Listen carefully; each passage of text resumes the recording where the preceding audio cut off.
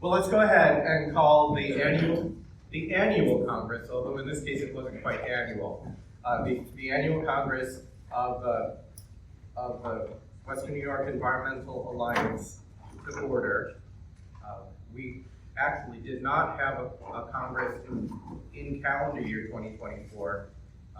It got close to election, it got kind of crazy. We felt it was better to just go ahead and postpone. And this is when we could make this Congress work out. The Congresses of the Western New York Environmental Alliance have been a long-standing methodology. Of course, during COVID, they went to Zoom like so many things did, but doesn't it feel good to be together? Yes. And although we're not face-to-face, we're going to fix that later on. We're going to turn these chairs into a large oval and face each other as well. But for the first part of the meeting, we'll work in this theater style. And again, my name is John WNYEA. I'm currently the chair. I don't plan to be the chair much longer. I've announced that for a couple years now. But this might be the year that it actually comes to be. Those of you who know Linda Schneekloff, who couldn't be here tonight, she's been the chair prior to Mike taking it on. When Linda got sick, she did step up and do that. So I was honored and pleased to be able to do that and try to fill those big shoes. But I also told her I didn't want to do it then, and I didn't want to do it very long. So here we are. That's my introduction, my reluctant chairperson introduction. Let's take the time to introduce each of us in the whole room. So if you would, starting with George, stand up, turn around for those behind you, and give a very brief introduction of who you are. If you represent an organization as well. My name is George Bash, and after returning to Western New York, I got really into wanting to interest the region to prepare for the effects of climate change. I started designing to live sustainably. I almost said love sustainably, that's a good idea. And having had almost zero success with both the city and the county,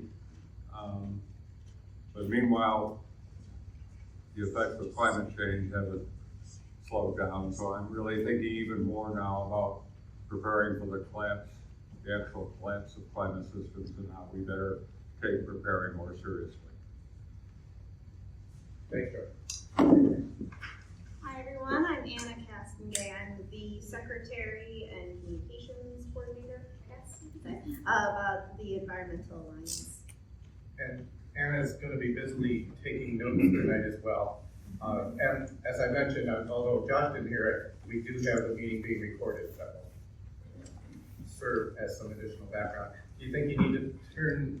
It's good. I just meant, do you want me to pivot it as people are introducing themselves? Yeah, go ahead and do that. Okay. Feel free. Terry. Hey, Terry Robinson. I bring the kind of the preservation, historical resources angle of environmental concerns to the board, and have been actively litigating, going back to the outer harbor and that sort of thing, the shoreline and the loss of historic resources. So my perspective is largely the built environment and that intersection with the environmental whole. And been on the board a couple years, and I think John should he's doing such a bang-up job. Thank you, Terry.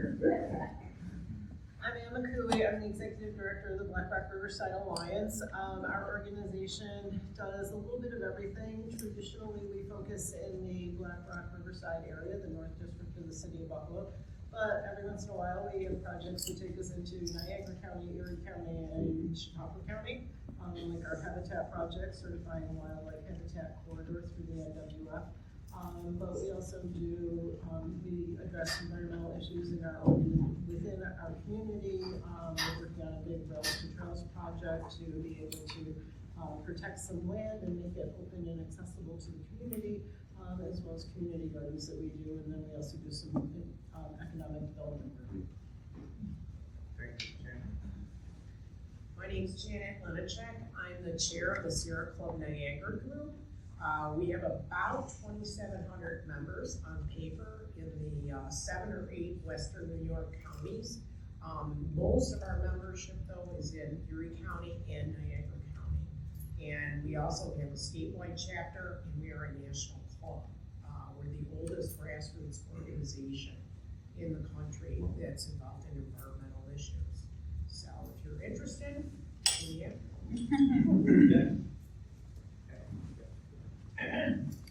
Hello, I'm Lynn Kenny. I'm the president of the Soar Valley Coalition, a relatively new group. We're working on advocating against the DEC logging the multiple use area in Soar Valley. One of the big things that we're working on right now is a BioBlitz through iNaturalist. The biodiversity studies in Zoar Valley are 20 years old, and we want to update them. So we're looking for citizen scientists to come on out and do some hiking, and bring your cameras and look for various plants and fauna and birds and get them uploaded onto the iNaturalist website, so we have an accurate update of what's actually really living at Soar Valley right now, and hoping that that biodiversity will encourage the DEC that we do not need any logging there. Hello everyone, my name is Sylvan Ashbrook. I'm here representing Grassroots Gardens of Western New York. I'm active in a few different things. Right now it's on the land committee of Buffalo Niagara River Land Trust, and a member of the Wild Ones chapter of Buffalo. And my main passion is native plants and pollinators, and I'm really fascinated about the intersection of those elements with people in the built environment. And I primarily work with the land trust part of Grassroots Gardens Western New York. So we are an accredited land trust through the Land Trust Alliance, and we have a few properties that we have protected into perpetuity through the land trust. And a face that I don't know. I'm Liliana Visca. This is my first time at Environmental Alliance meeting, so I'm very excited to be here. I'm with Grassroots Gardens as well. I'm working with Sylvan right now on work with the land trust and connecting that to broader environmental conservation efforts. And I'm also a student at the University of Buffalo, and I'm studying urban planning. Great. Very good. Hi everybody, my name is Jay Burney. I think I know probably every one of you, most every one of you. I'm on the board of the Alliance, and I have a pretty long background in history in Buffalo, environmental conservation. I'm currently the president and the executive director of the Pollinator Conservation Association. I've done a lot of projects all my life, and this is one of them. And it's really exciting to see all of you here tonight because we've got a lot of great voices here. And it's 2025. Holy crap. We got a lot that we can do. We got a lot that we need to do. And I think we're going to talk about that, maybe start conversations about that tonight. Because we're here to win, whatever that means. Thanks. Margaret?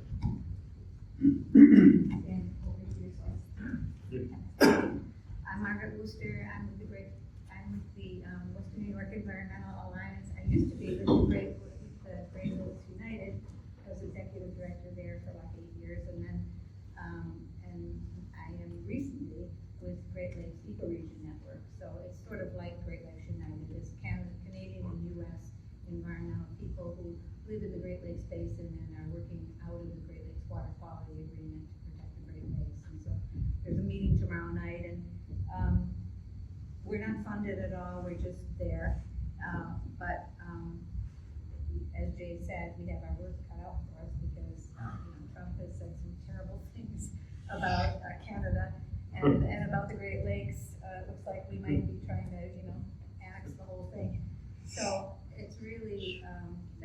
anyway, Western New York Environmental Alliance, I'm on the board, and my passion now is STAMP, the Science, Technology, and Advanced Manufacturing plant that is in Genesee County. And there's a lot of dedicated people, a lot now, more than ever, working on it. And I think it'll grow because it's becoming more and more outrageous as they keep throwing subsidies at it. And, and nothing is happening except, one defunct hydrogen plug power plant that is just not doing anything. It's just sitting there for the last couple of years. They're not building. And then, this data center that is the new thing. And so I'm very glad to be able to talk to people from North Tonawanda about the data center there and how we're going to fight it. So that's it. Thank you. Hi, I'm Pam Sander, and I too know a number of people in the room. I am part of the Resort Valley Alliance, got involved last summer, regularly attending meetings and investigating this area in Zor, where we hope we can fight the logging of these many trees. But another area where I have gotten to know Aaron Cooley, Jay, some others, is through the Adirondack Mountain Club that's not officially supporting Zor. We hope, right now, we hope maybe we can bring them in. We don't know. Yeah. But, I'm a co-chair for programming, and for the last 4 years I have focused on conservation groups and people, and have had them do programs at our monthly meeting for the Adirondack Mountain Club, the regional chapter, the United Frontier chapter. So it's been a great opportunity to meet people in the community that have a passion for protecting our waters and lands, which is also a big motto of the Adirondack Mountain Club, actually. So thank you very much. Hello, I'm Jennifer Fendia. I'm a psychologist, and I guess I started off with the Climate Reality Project, Western New York chapter, as co-chair. I am on the Climate Psychology Alliance Climate Cafe Facilitation Training Team. So I help people get comfortable with holding climate conversations in their communities, trying to train more people and get more people comfortable doing that in their neighborhoods, in their churches, whatever their organizations are, to deal with the resistances and the fear that causes the resistance to dealing with climate impacts, to talk about how we got here, to talk about what we're willing to sacrifice, to talk about all of those things related, and the meta crises, the intersections of climate with just about everything else. I know people through all my intersecting activities. I'm on the board of an organization called Radical Joy for Hard Times, and that is sort of a heart-oriented organization of just people getting together worldwide to go to places that have been damaged, destroyed, developed, and instead of looking away from the things that we don't want to see, to go give it some love and do some artivism there. And also, I guess related to that is the Grassroots Gardens Therapeutic Gardening Task Force, which we seem to be looking for our central task, but hopefully that will also be educating people through their gardens about climate impacts.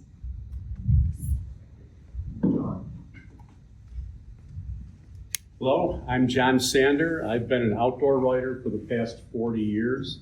I specialize in freshwater fishing. Through that activity, I've I've been a member of numerous environmental organizations, including Trout Unlimited, which is a national organization that promotes clean environments for cold water fisheries. I'm a member of the Muskie Association, which promotes and promotes the environment that will help sustain a very unique fishery in this part of New York State.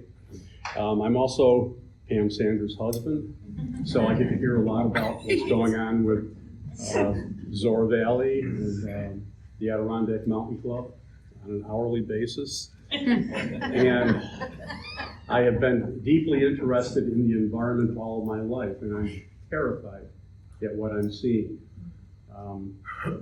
Being almost 70 years old, I can remember the way the environment appeared to me when I was young. And many of the places that I go back to are highly, highly degraded compared to what they used to be.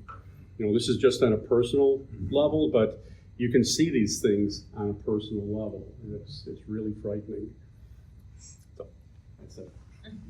Kelly, why don't you come ahead of the camera? Sure. Introduce yourself. I was hoping to stay behind. But there you are.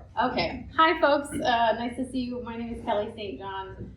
In my official capacity, I'm the Climate Action Manager for the City of Buffalo. I've met many of you, but great to see some new faces and hopefully make some new connections today.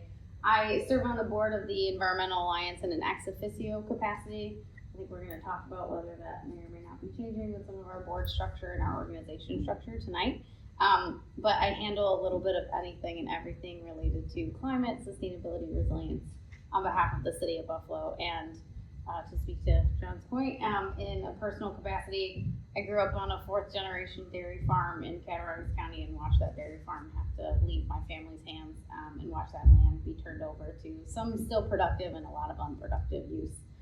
So very much was interested in ag and food systems and economic development. My background is in planning. I'm a very proud MEP alum from the University of Buffalo, and just really happy to be contributing to the work that the Environmental Alliance is doing and making Western New York a more sustainable place for all of us to live. So thanks for having me. Just before she can turn the camera. Yeah, Pam. Hi, Turn the I'm camera. Joyce Green. I'm here representing Friends of Rhinestone Woods. I work for the New York State Department of Environmental Conservation, but under our agreement with Friends of Rhinestone Woods, I am a non-voting member of their board. So another board member was supposed to join me tonight, but the Friends are part of the Western New York Environmental Alliance. So that's on me.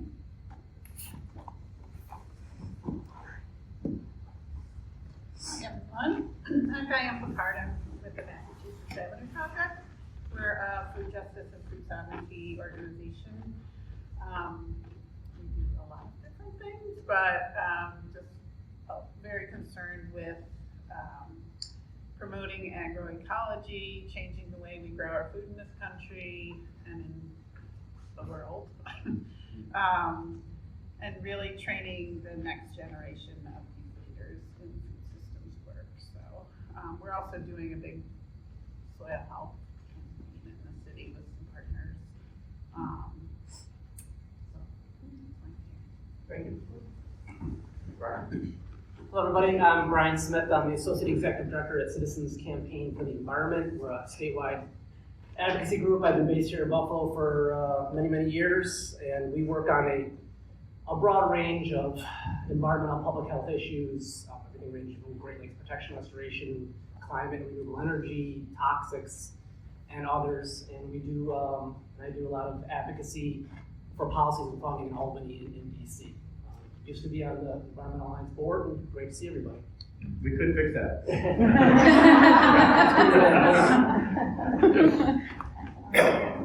Hi everyone, I'm Valerie. I'm a student at UB.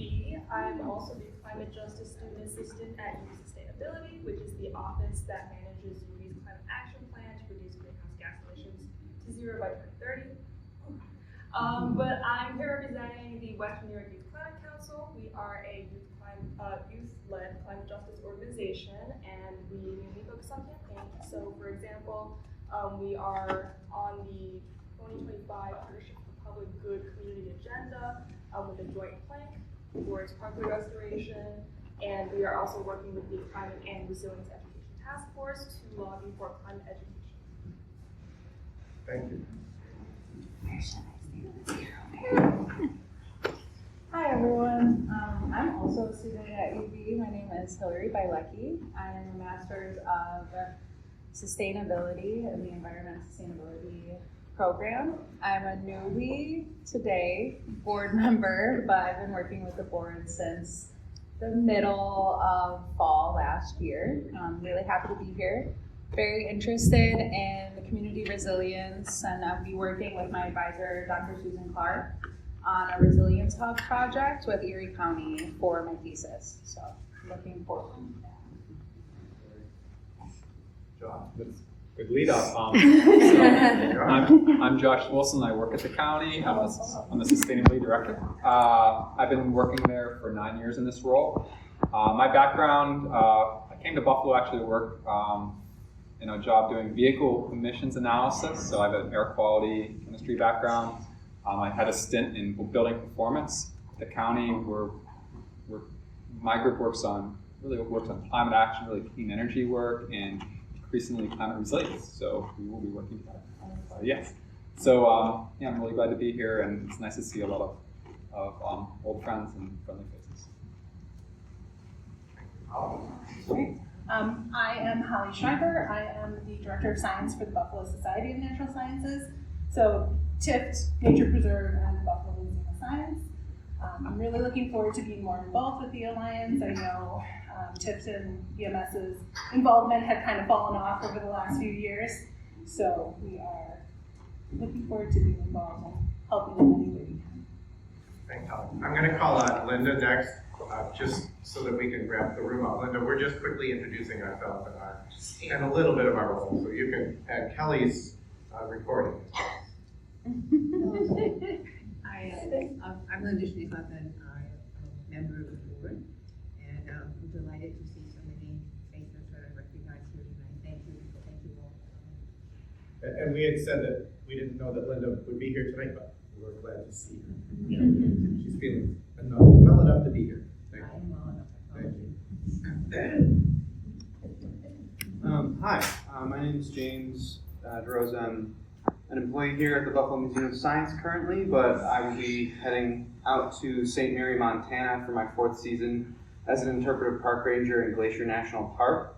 I am an alumni of SUNY ESF, unsurprisingly, and I have born and raised in Cheektowaga, so I love Western New York. I love the environment. My background is environmental education and interpretation. Again, probably unsurprisingly. So I like yapping. I like talking about nature and getting people from everywhere that I can be interested and excited about being advocates and stewards of the natural world.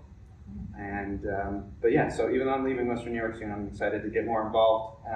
I'll probably be back in October, but don't know yet. Way back by the door. Hi, I'm Bailey. I work at the Science Museum. I'm an exhibit tech, but my background is in art, specifically nature-based art, with focusing on raising awareness for endangered species and extinction issues. Just came to stop by and see what's going on.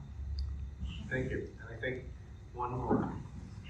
Hey everyone, Darren Cotton with the Tool Library. I'm glad to report we are a new member of the Western New York Environmental Alliance. Sorry it took us so long. If you're not familiar, we're a community-based nonprofit tool lending library. So our goal is to make tools affordable and accessible to folks fixing up their homes, growing their own food, or improving their communities. I think there's a lot of sort of overlap between the environmental movement and things like degrowth and the circular economy and resource sharing. So really excited to be part of this and figure out how the Tool Library can support it.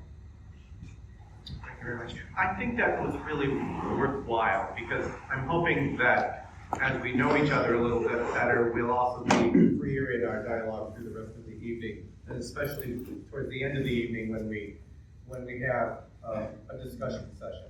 And I think we'll probably at that time take a second to rearrange the room as well and face each other rather than use this auditorium style. But for now, we're going to dive into the business of the meeting. This being an annual meeting, we have some administrative business to take care of. And some of that business is very traditional business, like the minutes of the last Congress, and these minutes, Anna, you actually distributed these as part of the announcements for those of you who received that. And I can open them up again if you want me to, but I also would welcome a motion to accept the minutes as presented to all of you, which came from Hillary. Nick's not here. Yeah, Nick's not here. And, Someone's gonna say. and if there's a second on that, we could vote on the minutes, and Anna quickly seconded that. Second, John.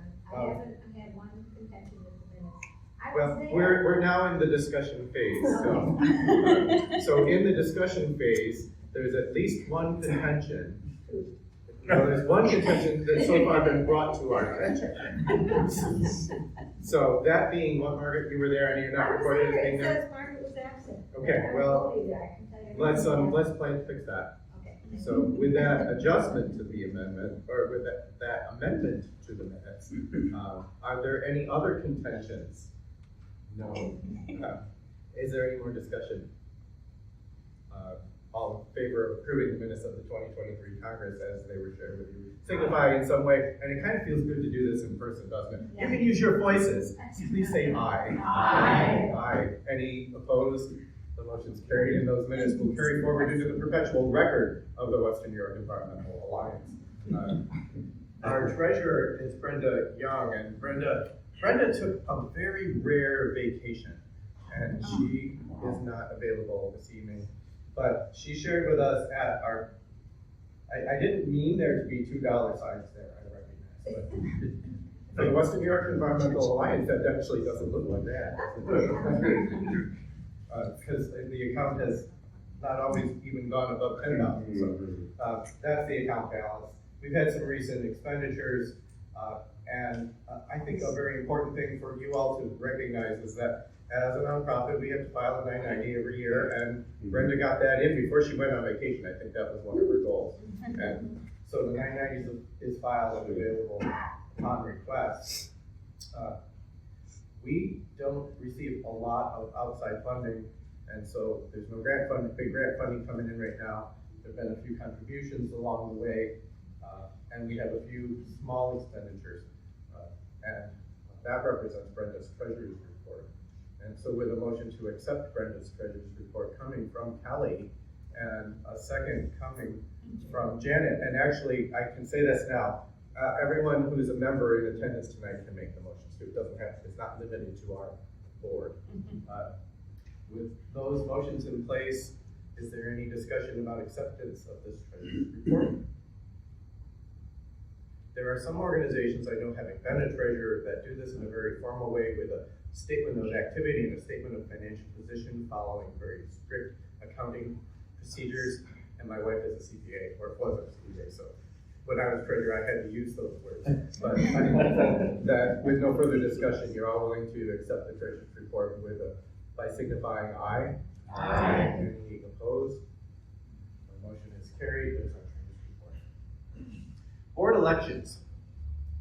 The bylaws of the Western New York Environmental Alliance specify a board to be made up of from 9 to 15 people, and that the election of the board be done by the member organizations of the Western New York Environmental Alliance, and by majority of the members of the organization. Some of you are here tonight, not actually a member organization, but as was said, a supporter or an associate or an ex officio, and so those people in theory wouldn't be voting. And the quorum would be made up of 50% of the listed members on our webpage and on our records. And we thought about this a little bit, and we have these board elections coming up, and another vote coming up as well. And being an empowering kind of an organization, I feel like as the chair, I'm willing to suggest that we suspend the bylaws and allow for a vote of 50% of those in attendance who choose to vote. And that suspension of the bylaw would apply for this meeting only, but it would give you all a voice in that sense. There's always a possibility that those suspensions of bylaws could be challenged. And should that come about, we would vote again. That's how I would do it. Otherwise, with the low likelihood of a suspension of bylaws being challenged, if you're comfortable with that, I'd like you to all feel comfortable voting this evening. And on the other hand, if anybody on the board is, even one of you is uncomfortable with that, we'll go about it the other way. And don't feel bad if you really want to stick to the bylaws, because there are reasons for bylaws. I appreciate that. Are we good with that? Okay.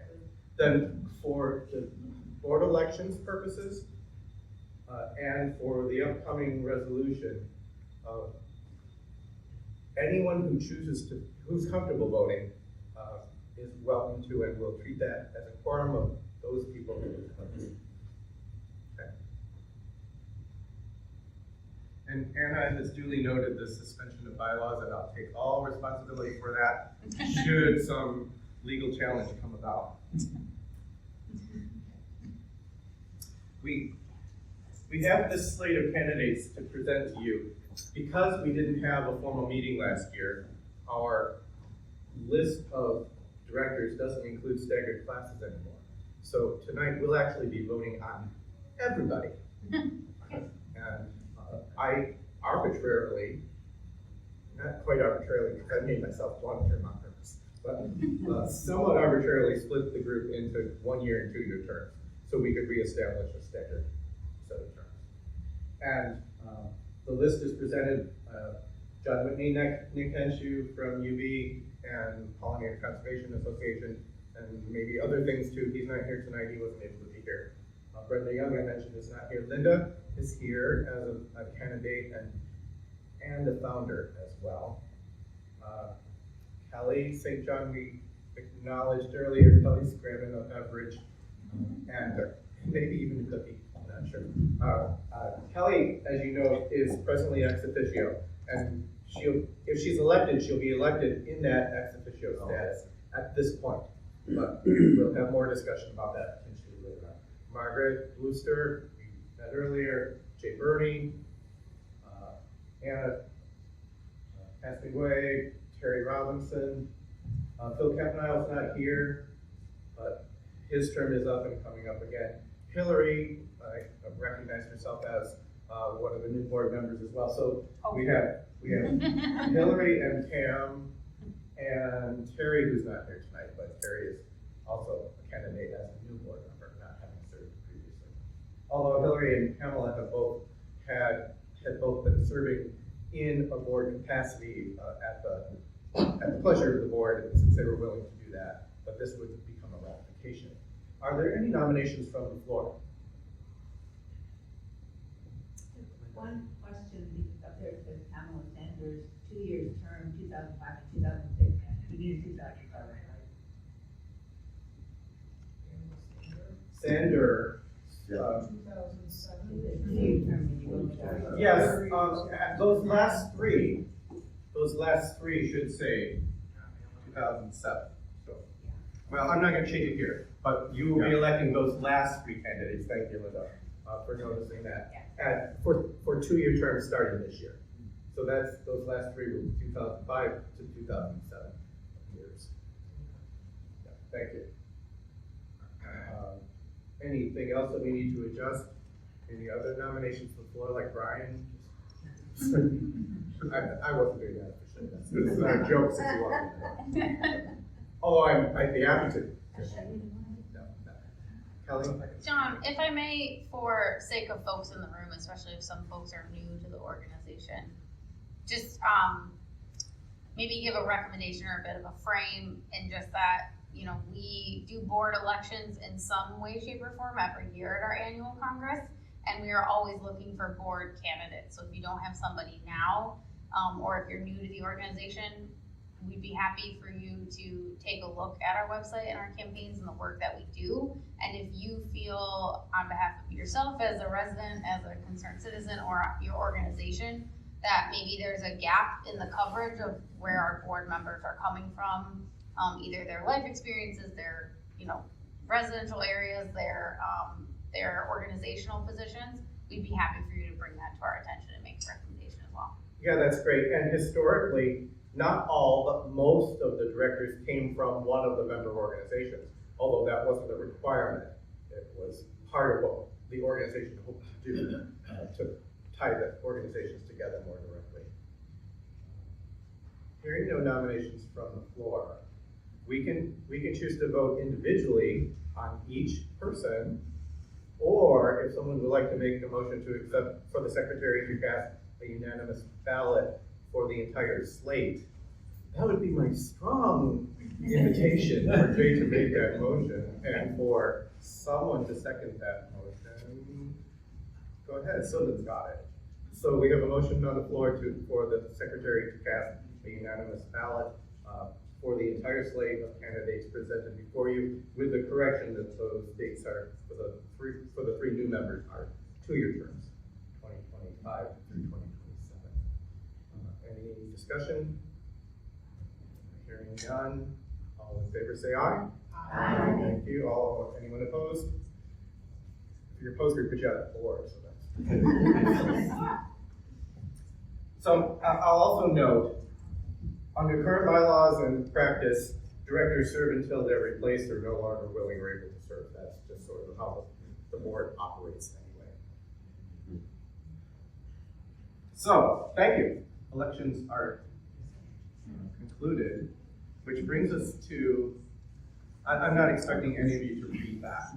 This was what was shared with you, which you of course read when you opened your email. But the bottom line is, we brought it up at the last Congress.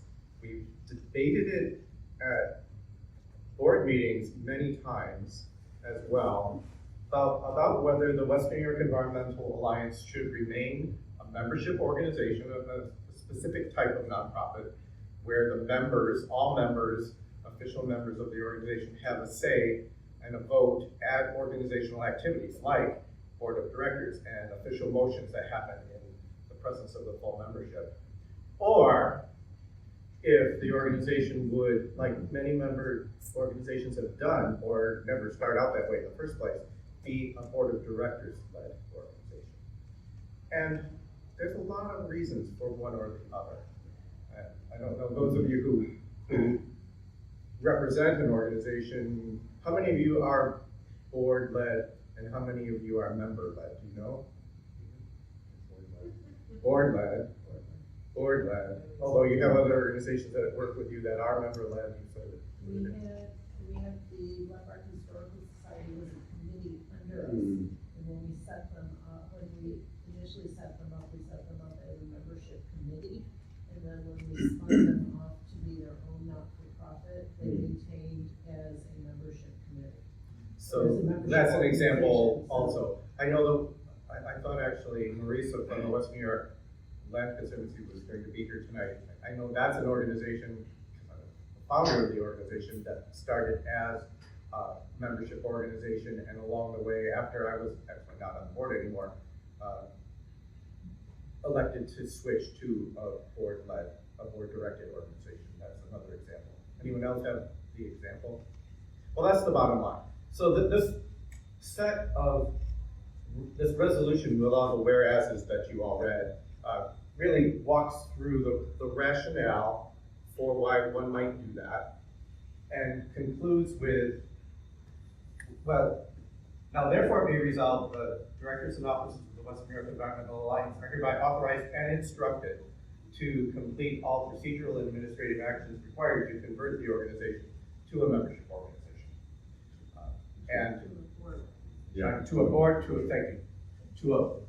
From a membership organization to a non-membership organization. That's what I should have been reading. As expediently as possible, because there's some paperwork associated with this process. Part of maybe our reluctance is So we're gonna have to do paperwork, but we'll be sure that that's done if this is approved. And I guess, I'm one of those people who was mixed about it, honestly.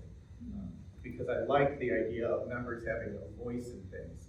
So part of what we wrote into this resolution is that we commit ourselves to ongoing membership support, association relationships for communication and coordination and collaboration and engagement in a variety of ways. That we don't want to give that up.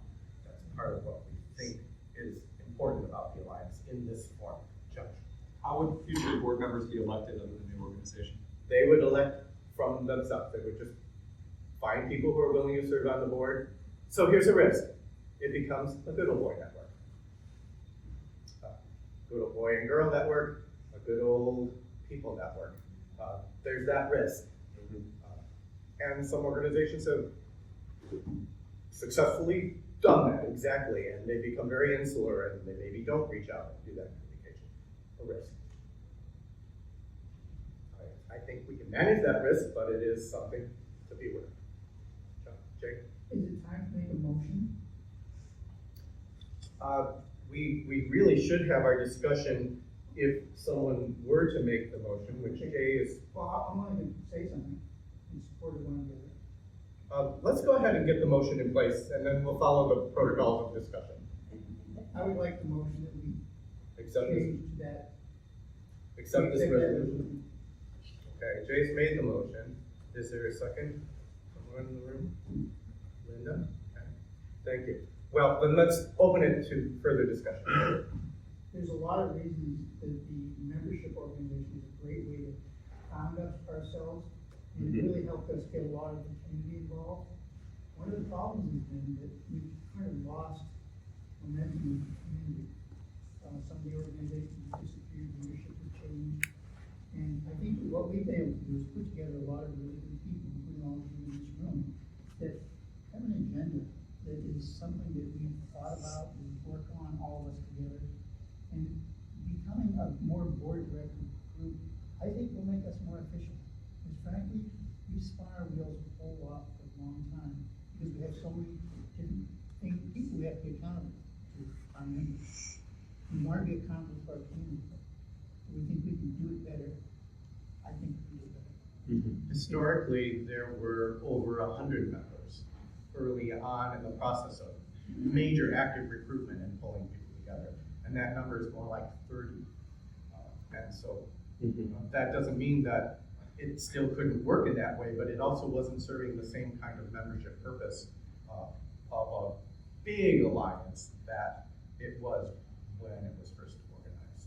I also think in the last few years, as we've become a decade of biodiversity driven, we've really gotten a full head of steam. We've got some good ideas. We've made a lot of changes in our community.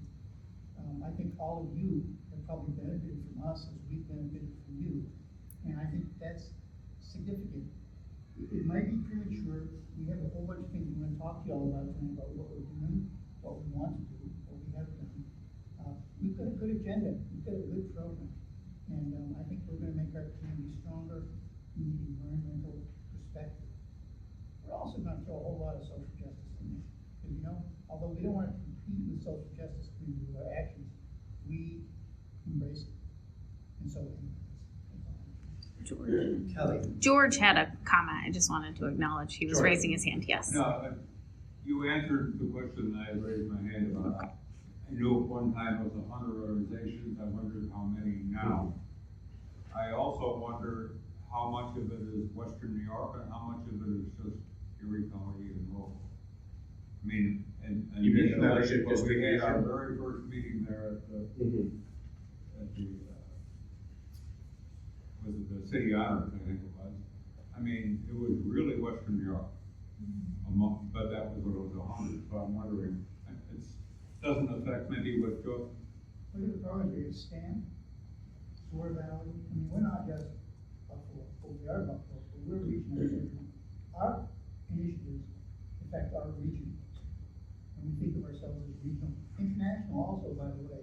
We don't have international members, but we have a real strong commitment to our friends in Canada doing the same work we're doing. So I'm gonna say, I think to George's point though is that there was considerable drop off, but it wasn't just outside of Erie County.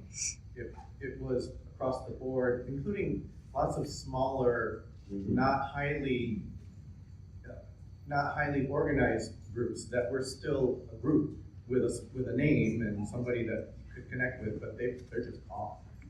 And then some groups that we would love to have more actively involved, like what was Buffalo Riverkeeper, Waterkeeper along the way. They're not present today, and they're a very different organization than they were early on. But they're not active as a member organization, even though they still are on the list, but not here tonight. So there's just been changes. And so as we've debated this for a few years now, this is sort of where we came to. But again, it could go. We'll see how the vote goes. I was just thinking that some of you in the room actually have been here the whole time, which is, pretty interesting if you think about how long we've been in that. And I think one of the things, George, in the answer to your question is that why would people drop off? Remember, one of the main reasons we got together was in order for groups to get to know each other and what each other were doing. And we formed those working groups that were very, very effective for a few years. If you think about how involved we were in the Green Code, many, many actions took place during that time. But in an interesting way, the working groups were very successful, and now there are conglomerates of groups who are actually working together, like food. It's like there's large groups of now people working in food, where when we got started, I think you were the only one around. So it's like, so some of the purposes have changed, and now what we do is that we're thinking on kind of larger issues or combined issues, and different organizations move through that in a different kind of way. So I think in the answer part to the question is that maybe lean or meaner or whatever. No, we don't want to be mean. No, but the fact that is that we need a different organizational model now to be effective to do what we're trying to do now. And so I think that's why this proposal will come forward. Thank you all for your consideration. So that as many of us that work nonprofits deal with this, is just changing from one organization type to another make us more competitive grants. Well, does that change grant availability? We talked a little around that subject about, well, for one thing, we are not an organization that historically has gone for money, because we feel that's the member organization's role, and we didn't want to be in the competitive position with those. So might we go for money? Early on, the seed money really came through the Community Foundation for Greater Buffalo. That set up the organization, actually put some constraints around it as well, with the expectations that went along with this big membership organization alliance. There have been a few opportunities for small infusions of funding, but it's hard to know. We don't have the experience of having gone for a lot of money, and I'm not sure we would. There have been a few periods of some staffing, a small amount of staffing, but that's not the current situation. Might we be, I guess it's my hope, whatever role I'm playing in the future, that the Western New York Environmental Alliance wouldn't be strongly competing with other organizations in any sense, that we might be collaborative. There might be a reason to join with another organization, because we are going to carry alliance still in the title, and the relationships that still represents. Other organizations have brought us into projects in that same way, for that same reason, because we could say we are an organization of 30 or 50 or 100 for a while, other organizations. But I don't know about the competitiveness. It might make some difference, may not make it much at all. Don't know. What's the communication flow going to be like under this new model? Recognizing that we continue to have some communication issues in terms of membership communications and announcements of meetings and who gets connected. I would view it as no longer limited in the same sense where we primarily have communicated with the organization's identified voting representative, and then sometimes missed 2 or 3 other people down the organization's list that might be interested in participating. There's no reason our list can't be anyone who wants to know, in addition to the social media communications, and we hope that the website that will remain a robust communication source. So if Sierra had 5 people that all wanted to be on the notification list, there's no reason to not have them on there. They don't have to be called members because they're not voting anymore. Or they can all be called members, and we'll have to sort some of that out.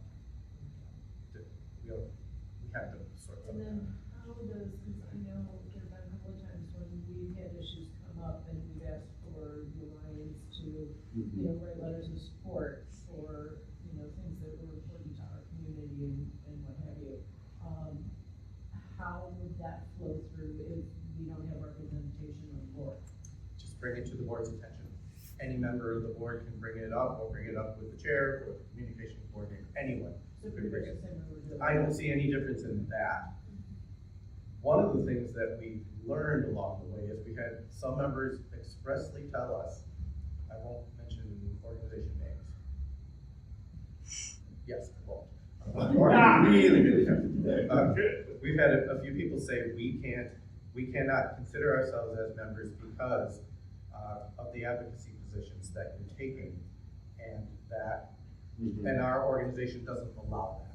So we said, well, you can still be a supporter or an associate without actually being a member, but they still weren't comfortable with that for whatever reason. Maybe it was a pure excuse, but maybe it was legitimate. I mean, there are going to be differences of opinions between organizations, and that also is a little problematic for a membership organization too. Jay? I just want to say one thing about your question. We're pretty vigilant about looking at requests and being open to discussions. We get a request for support, and we need to talk about it. At our regular meetings, we talk about it off. So we're very much interested in helping support environmental things in our community, and so I think It'll come up on one of the slides later on, but we have a rapid response team, because we know that sometimes those letters need to come out before we're going to have a board meeting again. So we've authorized the rapid response team to react. As long as it seems consistent with our themes and priorities and goals and mission, the response letter or the electronic signing of a document will just happen.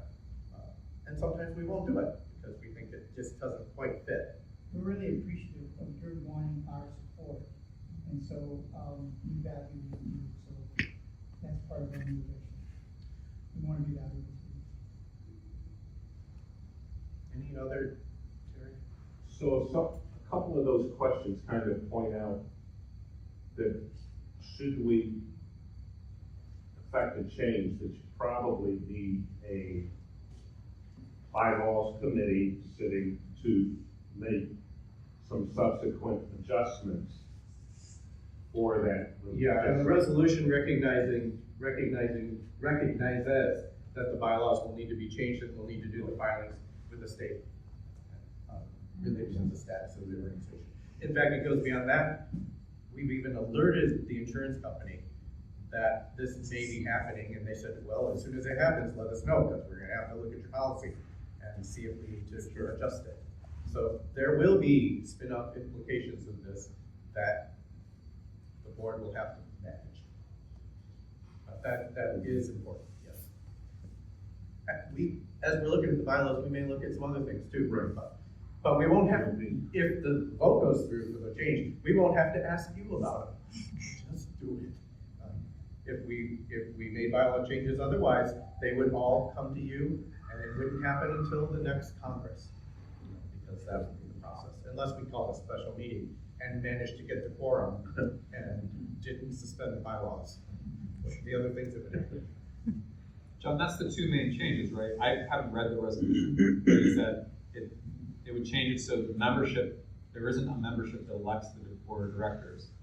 And bylaws changes can happen by the board of directors. Other than that. Yeah, all administrative actions. In theory, there could be financial things that you could vote on tonight too, if we had something to bring up. Right. So that any other votes, but yes, that's mainly it, election of the board of directors and approval of administrative changes like bylaws. Because otherwise, in a membership organization, the board of directors still can act as representatives of the membership and do all the And do in our monthly meetings, or if we go to bi-monthly meetings, whatever that happens. That is how it happens anyway already. The board acts on your behalf throughout the year, except for Congress. Right. Okay, thank you for explaining. So, although you might be giving up a vote, I don't know how much you're actually giving up in reality. Any more discussion? We have a motion and a second. Yeah, any questions been called? All in favor say aye. Aye. Anyone opposed? I might go on the record as opposed, just for that purpose. Because I argue strongly against it with the Western New York Environmental, or Western New York Land Conservancy. And I feel like I should be consistent. That's why we're gonna keep this chair. I worry a lot about this good old people problem that can happen so easily. And so when I wrote this resolution, I really am serious about ongoing application, coordination, collaboration, and engagement. That's what I think is going to be most important about the ongoing activities, however it may come. Thank you for the vote. Okay. You might also want to think about term limits then on your board if you want to avoid the good old employees network. An actual locked-in term limits. Yep, so that's a possibility. Yep, please, term limits. And this might be a possibility. So Grassroots Gardens and the Buffalo and Niagara River Land Trust have had non-board member committees, which has been helpful. The working groups for your organization. Right, exactly. So that might be a way to recruit new board members. Yeah. More people involved and engaged, yes.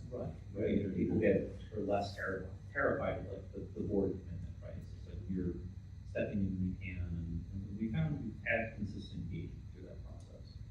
Yeah, those are all things that as we work through this process, because it was approved, will sort themselves out. Yeah, those are good suggestions. Thank you. Everybody stand up for a second. Stretch. I've been standing, but I still don't like it. What that means you're coming to leave. I'm going to call Jay up for a minute, and then maybe a couple other people as well throughout this. This is our "What Have We Been Up To" section, and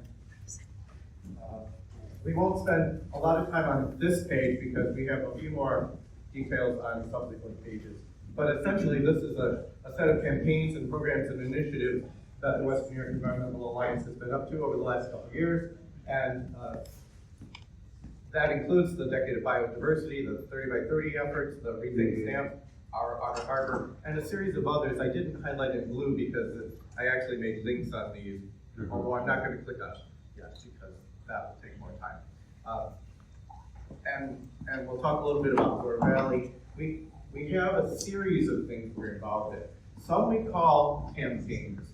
And has anybody gone to the Western New York Environmental Alliance webpage and clicked on that campaign drop down? Besides Hillary, who's now on the board, and thank you for doing that. and Anna, who's helped to keep them up along with Jay and Kelly. That we have detailed outlines and descriptions of these campaigns on the webpage. And so you can go there and look at that in more detail. I'll note that we don't call the Humboldt Parkway a campaign. We aren't calling the Gore Valley a campaign because there are groups that are doing that themselves, and we don't feel like we need to kind of step on toes and invest as much time and energy in that. Biofilling cities and lights out are sort of ancillary components, so they're very important of some of these other activities. Jay's going to talk a little bit more about some seeker recommendations activities that we have going on. and also an environmental issues white paper, which I think you just passed around, right? And I mentioned earlier the rapid response actions, and I just noted a couple examples of those that, again, not a campaign on our part. In fact, we looked at Ann quite a lot for the Niagara River hydrokinetic power demo, and Kelly when she can freely speak about that activity. And like, it just came up with North Tonawanda, the nuclear energy proposal there. We quickly did a rapid response action letter out. So our Decade of Biodiversity is the organization's overarching campaign. We brought that up and announced that at the last Congress, and we talked about it being our umbrella campaign, and it really is motivated by some big global issues that are also localized as well. And that's this sixth great extinction event that we're in the midst of across the globe, about what has been labeled the insect apocalypse, which is real, very real. There are less than critters around, small critters. There's a word missing. It should say declines in bird populations. There are two words missing. Declines in bird populations, which have been huge in the last couple of decades. And habitat losses and climate change, the climate change extreme events impacts on the region. And the connections to social and environmental justice, rights, nature, etc., that kind of all come under this large umbrella, driven by those big principles. And we believe that this decade, which began a few years ago, will still be our guiding umbrella for the next few years. And we aren't, though, what we're trying to address within this umbrella, those topics that are not really being directly addressed by other organizations. And the reason, but we think all the organizations all still support this decade of biodiversity broad concept as well. So that's that one. And again, you can look for more details on the webpage. Jay, you want to run through a 30 by 30?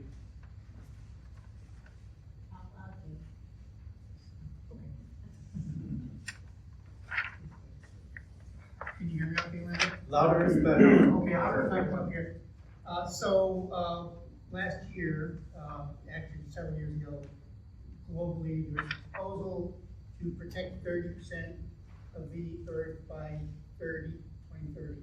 Actually, the original one was 50% by 2050. Yeah.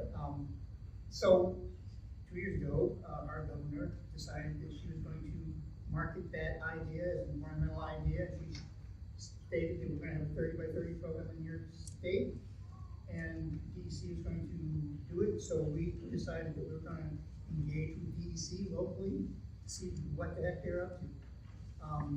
They have a lot of ideas, a lot of them involving just state land. We have a lot of ideas that don't just involve state land, but certainly involve state land. And so we had a couple of meetings with the community here in West Virginia to talk about what that means and put pressure on the state.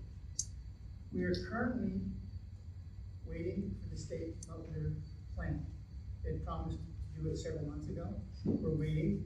We don't know if they're going to do it. Waiting. But we still have it on our table. We still talk about it all the time, and we're still waiting for the right moment to go back and say what's going on. And of course, we don't know at the national level if this will have any legs with the present circumstances. But we think in New York it's still. It's a really great idea. It helps people focus on conserving and protecting natural lands. 50 by 50 would be better, and we're hoping that by 20 by 30 we'll be able to jump to 50 by 50. But it's part of our lifeblood to protect our planet, and this is one of the initiatives that we've used to help frame the discussion. Any other 30 by 30 discussion? Again, with the goal of being out of here by 7:45. I might say that a couple more times. As we consider the stamp project, which Margaret mentioned earlier, it has also become really the most active current campaign. And Margaret put together a really nice summary that's on the webpage that we just popped up.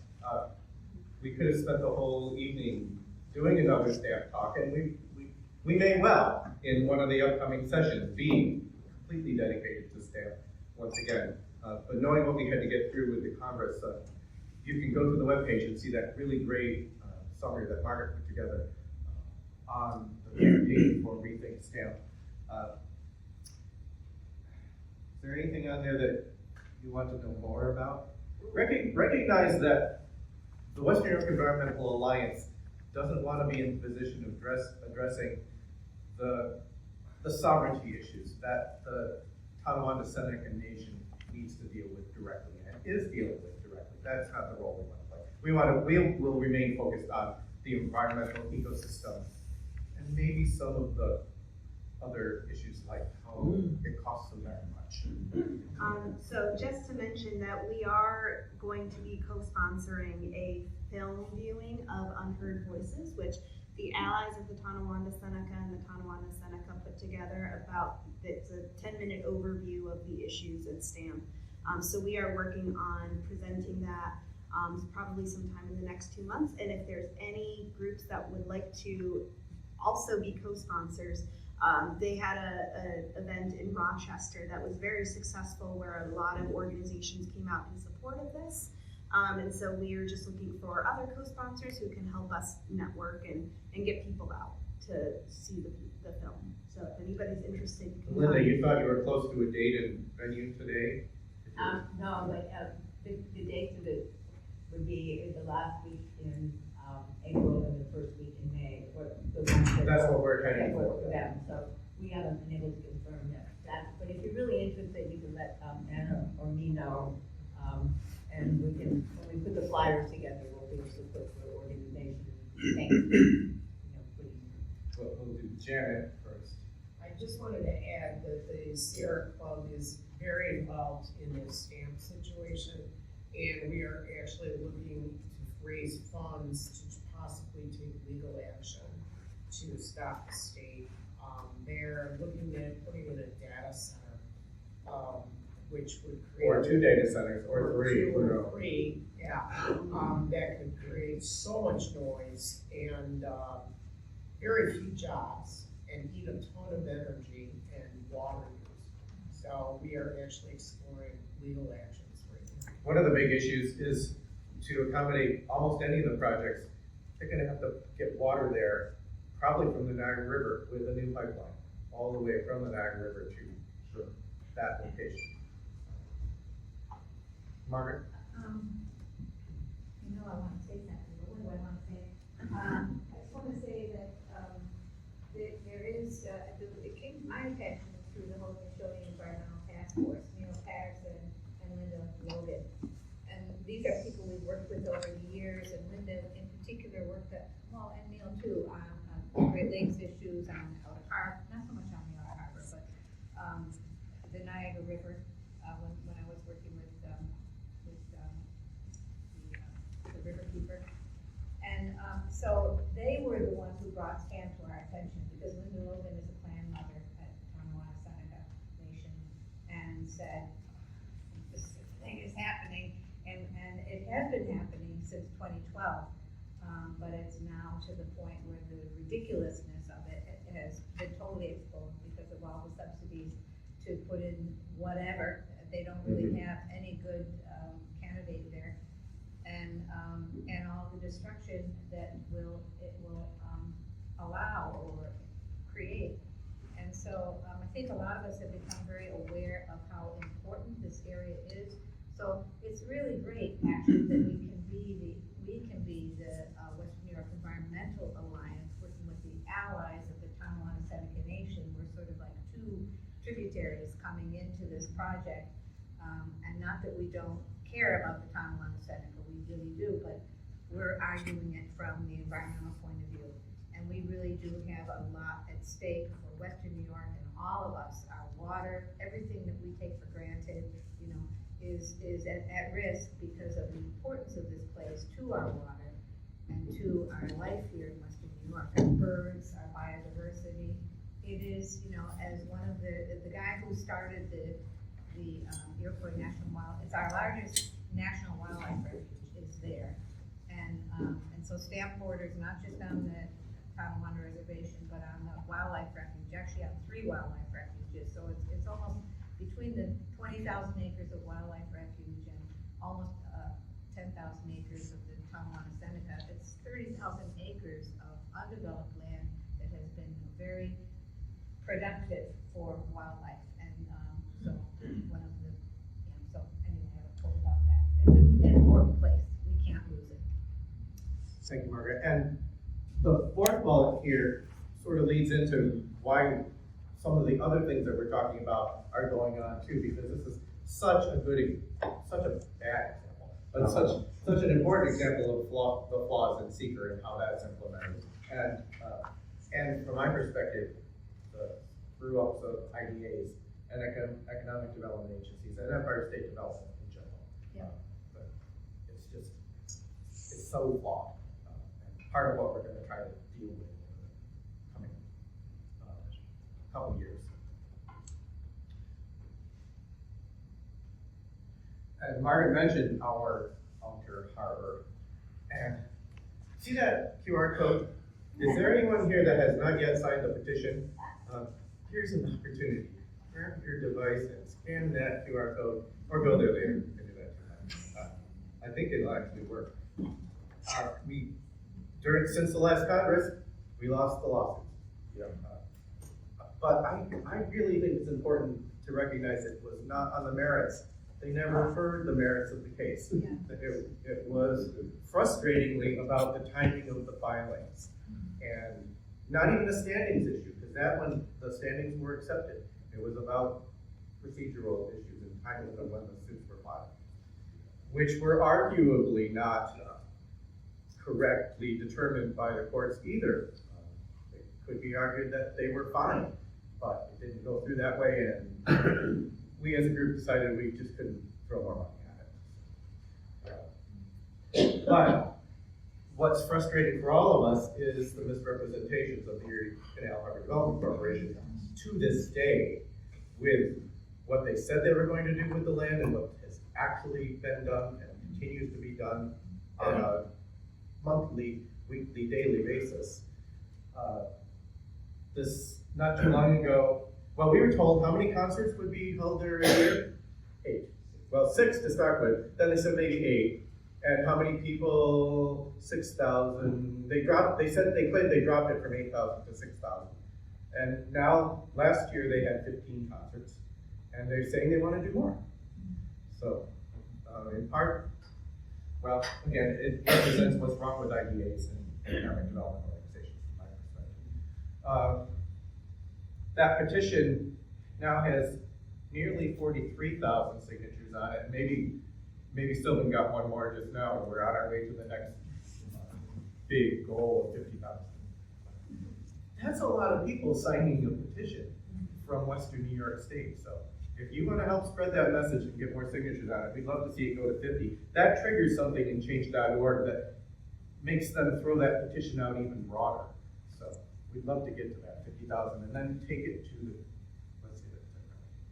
Let our elected officials know that this is the opinion that's been expressed by 50,000 or more people. That's huge. John, Yes. just one more thing, and this relates in my mind anyway to Kenya and her work, but so, you know, one of the reasons we got so involved in the Outer Harbor is because it was coming back, and it was, if you ever looked at photographs of Buffalo from 1900 to, you know, through the 1970s or 60s, the Outer Harbor was wall-to-wall industry. There was nothing. There was no life. And there was no life in the Buffalo River for the first, I don't know, first 5 or 6 decades of this past, whatever. So, thank you. And so, you know, it was really dead. And when, you know, through the Great Lakes Water Quality Review and everything, you know, and industry left, basically, that's what happened.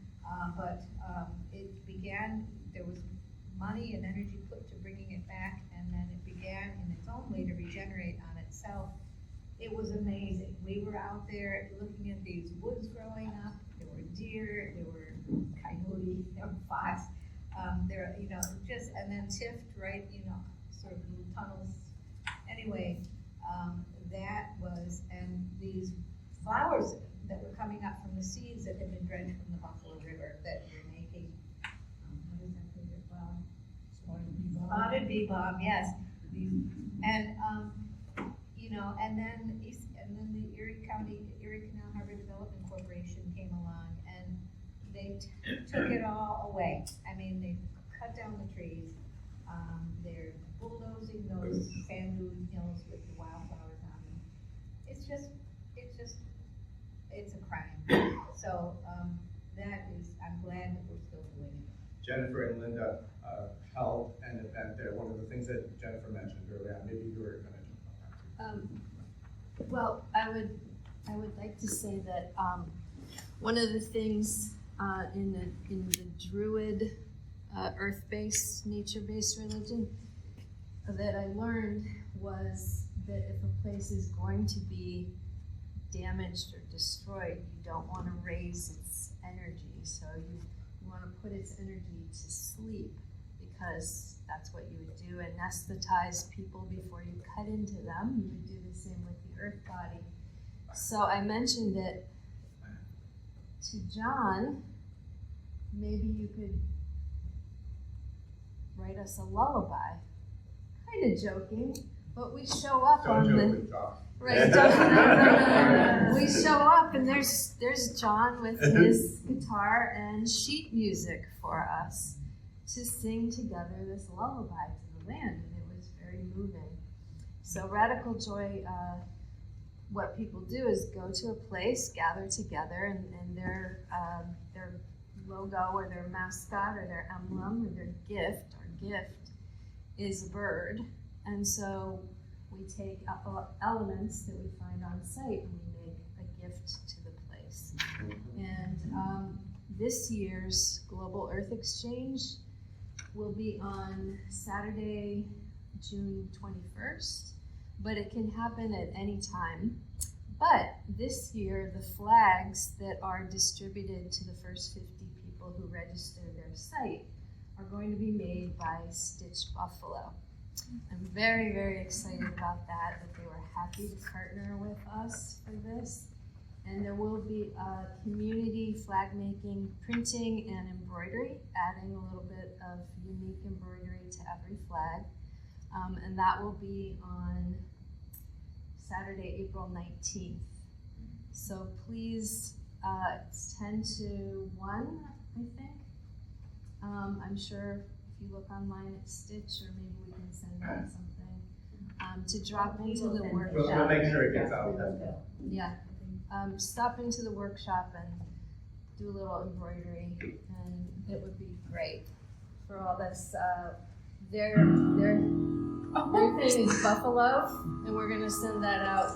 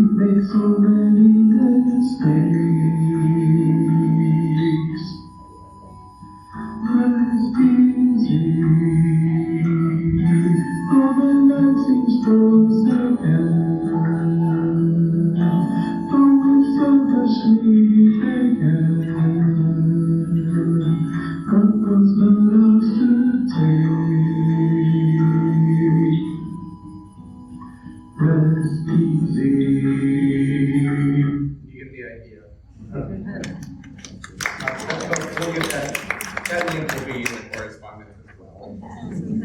But we have too much to do. I don't know, there should never be too much to do for a song, but still, we have to get through this.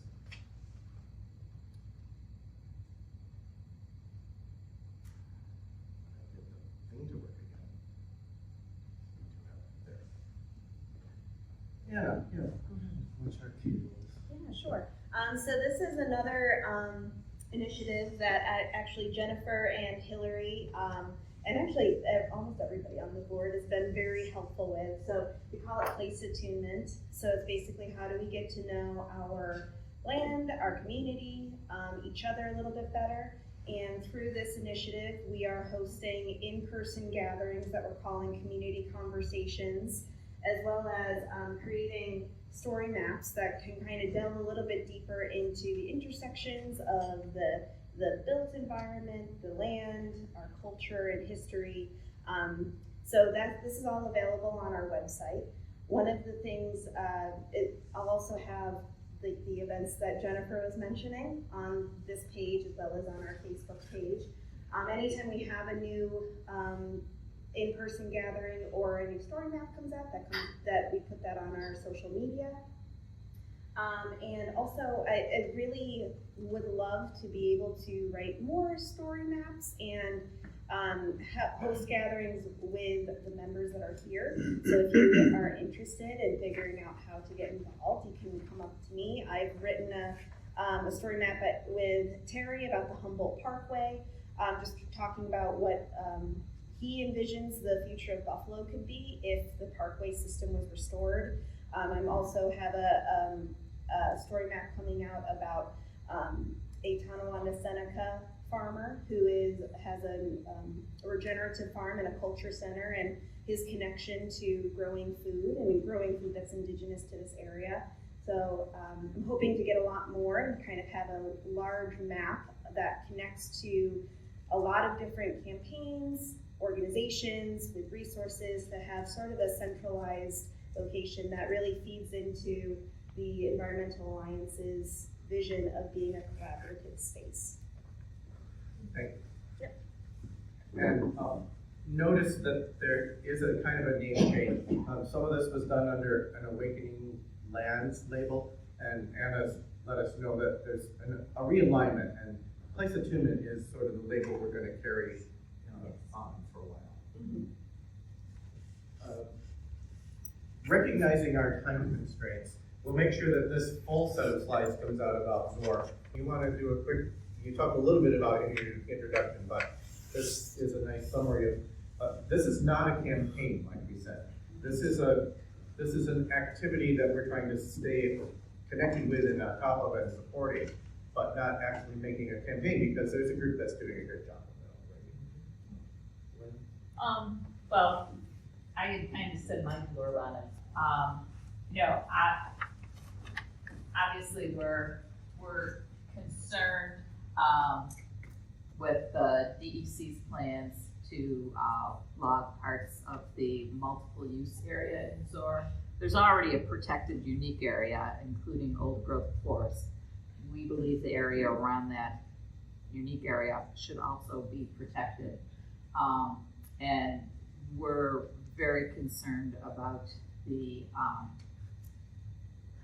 that the DEC really didn't conduct a full appropriate public hearing process, and we've been asking our local DEC official, our Commissioner Julie Barrett O'Neill, and then there was an interim DEC commissioner, and now there's a new acting DEC commissioner, Amanda Lefton, that is waiting to be voted into her position after the New York State budget is passed. So we're reaching out to her, and we've been reaching out to the Governor Hochul, saying that we really think there really needs to be a full public hearing process completed.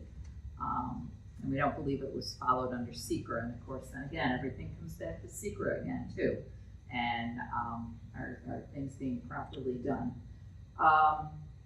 So, we're concerned that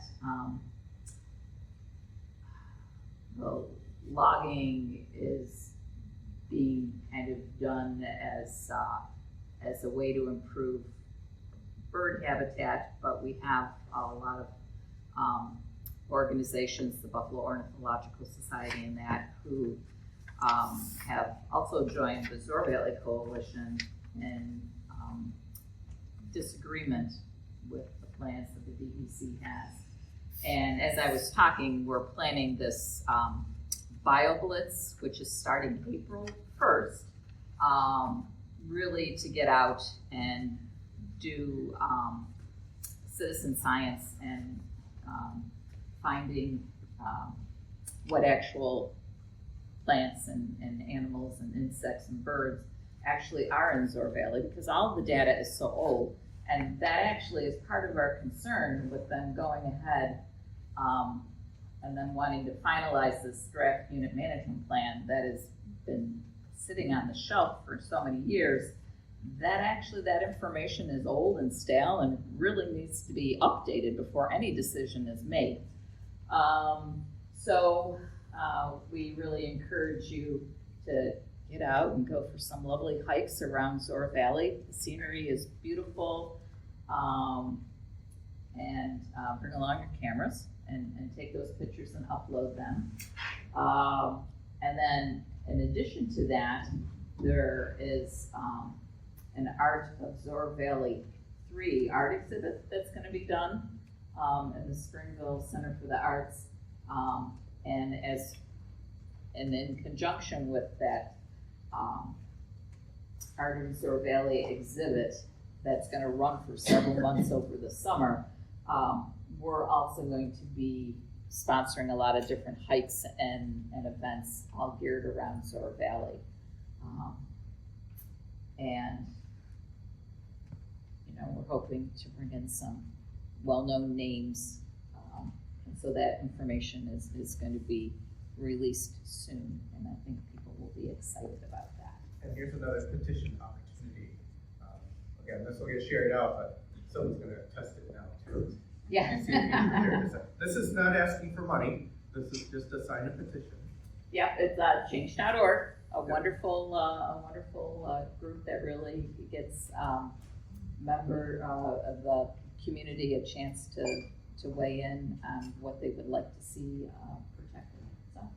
So I was going to say, we hope more people come and explore Zoar Valley and look at our website. We have email opportunity to update people on information, and of course we're always looking for volunteers, as every group is in this organization. But if you have a love of nature, this might be one that you want to partake in. Thank you, Lynn. I guess it's so ironic that, we put together an international, a national, and a statewide 30 by 30, that we're going to save 30% of the land by 2030, and at the same time, almost every project we talk about here is about destroying the land, destroying the ecological system. You would think the first step would be to do no harm, stop destroying what we already have in place, stop the terraforming. It's like we just keep eliminating things all the time. So I think the decade of biodiversity is going to be more about trying not to do things than it is trying to hold them off still. Valerie, the Youth Climate Council and the climate part of our campaign is still a listed campaign as well. I just didn't highlight it tonight, but is there anything you'd like to add before we break into our discussion groups?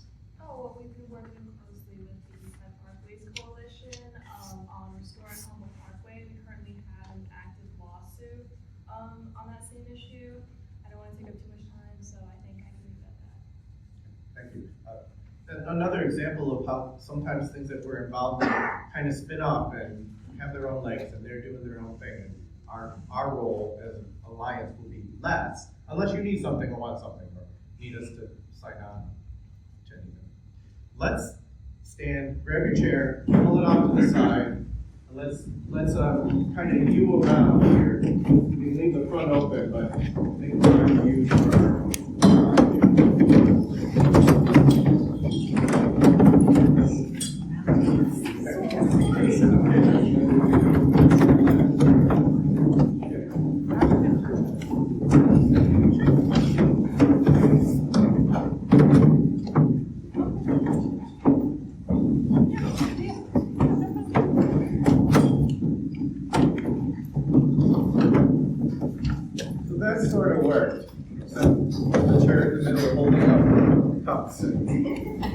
I'm on a different topic.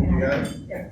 I didn't want to suggest I don't want to talk. In fact, I would rather arrange something to catch up where we can sit for lunch or something. Okay. When we did our introductions at the beginning, we kind of gave I'd like the to organization read it, a chance I'll read to it. say a few words about what they're up to. I don't want to take away that opportunity now, even though you're not members of the Alliance anymore officially. But if something comes up, feel free to share with us. But I think I want to use what time we have left for a group discussion. Again, a few people even had to leave already, given time constraints. But I have 4 questions that we thought we would present to the group. The first one, what do you think are the most pressing issues we face? And you can take it at what level you want to, locally, regionally, nationally, globally. How do we ensure environmental protection and environmental justice? And I'm not afraid to say, especially with the darn federal changes that we're all facing right now. How do we promote, coordinate, and sustain effective activity, coordination, and collaboration? And how do we help each other? Those 4 questions are things that we'd like to try to capture some thoughts on that will help to guide some future activities. That's our hope for this session. And Holly, you're still here. We are promised to be out of here by 8, so we We're should open till have. 9. We're open till 9? Yeah. Do we have official permission to go a little past 8? Yeah. If we need to? Yep. Okay. And I won't get in trouble with Bella. I'm here. Okay, great, thank you. So let's start with number 1. And I guess in trying to get some order to this, let's just start around here. And if you have something to add, speak up and we'll go around the room. If not, just say pass. And we'll just try to get through as much of this conversation as we can. But we won't go past 8:30. So we can clear. And others? We can say our names. Yeah, again, when you do that, yes, and do it loudly enough so that both Anna can capture it and the camera recording can capture it as well. So, we're on number 1. What do you think are the most pressing issues we face locally, globally, regionally, nationally? And that can be from your own organization's perspective or whatever topic you want to use. And this is not long discussion, this is a few words. We sit around the area. Okay, you guys know, the 33. Removal of the 33 is the single largest financial and environmental issue, to me, in Western New York because of the epidemiological effects, the health issues that are related to it, the longevity of it, the possibility of change. And and as we listen today, and I've learned in the course of doing my advocacy, that the single factor in almost every major environmental problem facing Western New York, the one common denominator seems to be the state of New York. Yeah. All right? And whether we're talking STAMP, whether we're talking ZOR, whether we're talking the 33, it ends up that the bad actor, one way or another, ends up being the state of New York. So we have, because of the nature of the whole thing, in a word, presently got what is people will eventually realize is a landmark decision on the judge coming in, intervening and saying, essentially stopping this $1.5 billion project construction for the next 5-6 years, yada yada, and saying you're not in compliance with SECR, that you haven't done a proper environmental investigation of the site. That by itself, the ordering of what is essentially a discretionary action, is almost unprecedented. So where it goes from here is going to be seen, but the leverage is that the focus on using the State Environmental Quality Review Act as a fulcrum to focus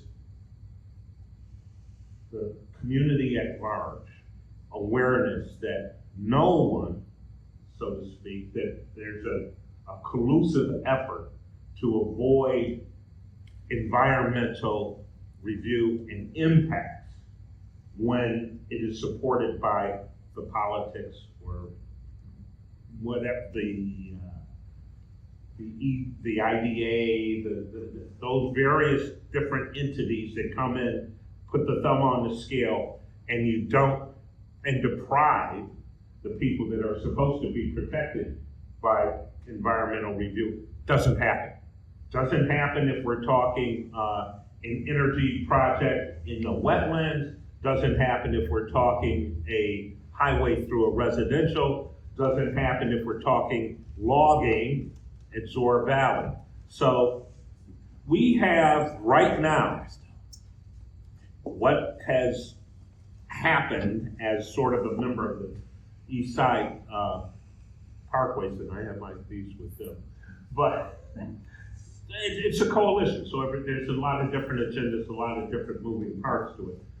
But what we're starting to see is what has happened was in the last few weeks almost, we're the number one plank on the Partnership for the Public Good, okay? Yesterday, day before, turns out that Preservation League of Western New York makes us one of the 7 to save.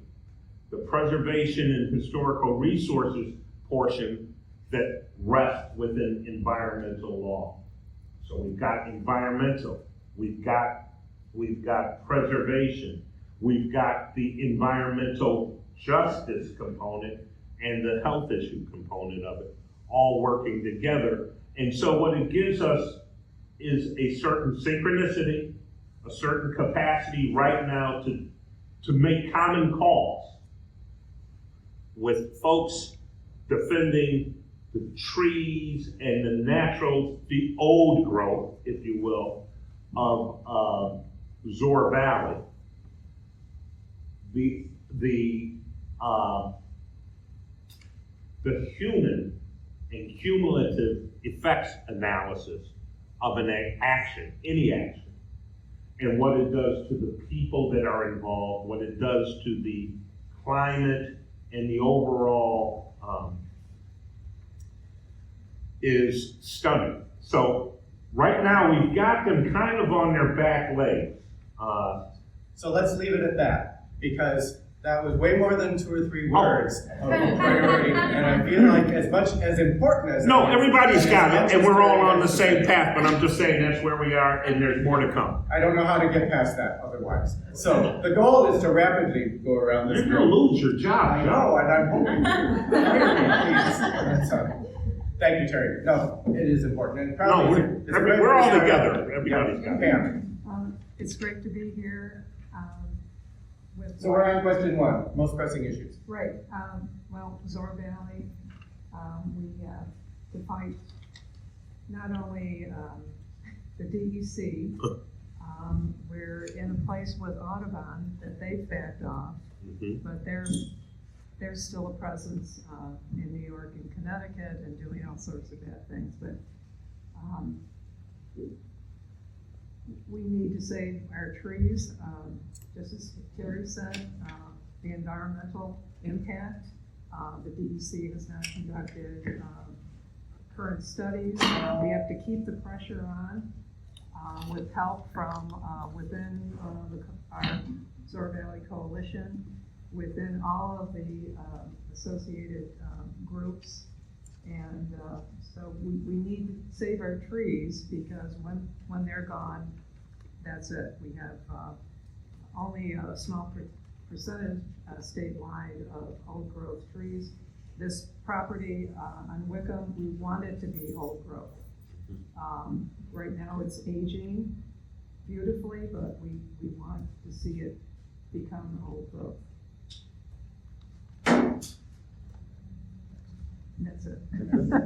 Part of the reason that we are doing this as quickly as we can, and I'll say that again a few more times if I have to, is because we're hoping that what you talk about will help inform the upcoming workshop series that we want to have for the rest of the year. And that includes some of the work that we're doing with Seeker. And I'm going to jump out of order just a little bit because I know Jay has to go, but he can talk a little bit about that work that we have underway related to Seeker. And it's been brought up as an important issue. Just a couple of quick things. There's so many different issues. And I have circulated a piece of paper earlier tonight. It's called Project 2030.